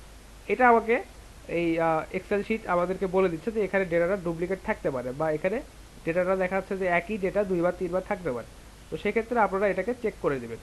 তো আপনারা কোন ডেটাটাকে ফেলে দেবেন সেটা একটু বলি, যে যেই ডেটাটার ক্ষেত্রে আপনারা দেখবেন যে সবগুলো ফিল্ড এরকম মার্ক হয়ে গেছে, অর্থাৎ তাদের মেইল, তাদের ফোন নাম্বার, তাদের অ্যাড্রেস এবং তাদের হচ্ছে স্টেট এবং তাদের যে কোম্পানির নেমটা আছে, এই সবগুলো ফিল্ড যদি সেম হয়ে যায় তাহলে আপনারা দুইটার মধ্যে থেকে একটা ডেটাকে ফেলে দিবেন। বিষয়টা ক্লিয়ার?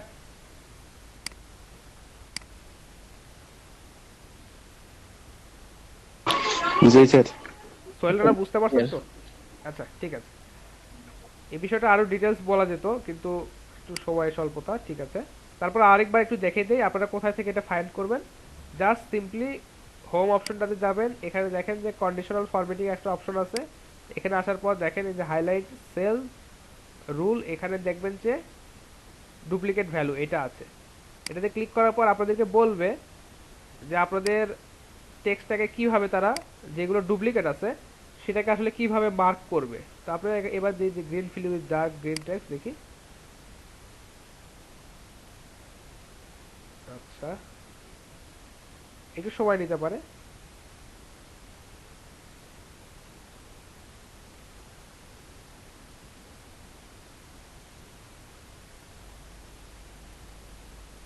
আচ্ছা একটু সময় নেবে কিন্তু এটা আপনাদেরকে দেখাবে যে হ্যাঁ এটা আমাদেরকে গ্রিন বা দেখাচ্ছে যে আমরা যে কালার করে দিব সেই কালারই আমাদেরকে ডুপ্লিকেট ভ্যালুগুলো দেখাই দিবে। তো আপনারা এইভাবে ডুপ্লিকেট ভ্যালুগুলো খুঁজে পাওয়ার পর এগুলো দেখবেন যে এগুলো আসলে ভ্যালিড কিনা। আর আপনাদের যদি দেখেন যে প্রত্যেকটা ফিল্ড সেম টু সেম হয়ে গেছে, অর্থাৎ ফোন নাম্বার, তাদের হচ্ছে মেইল অ্যাড্রেস, তাদের অ্যাড্রেস মানে তাদের ফিজিক্যাল অ্যাড্রেস, তাদের হচ্ছে স্টেট, তাদের হচ্ছে কোম্পানির নেম, যখন একদম সবগুলো ফিল্ড সেম টু সেম হয়ে যাবে সেখান থেকে একটা ডুপ্লিকেট ডেটা আপনারা ফেলে দেবেন। জাস্ট এইটুকুই, বুঝতে পারছেন?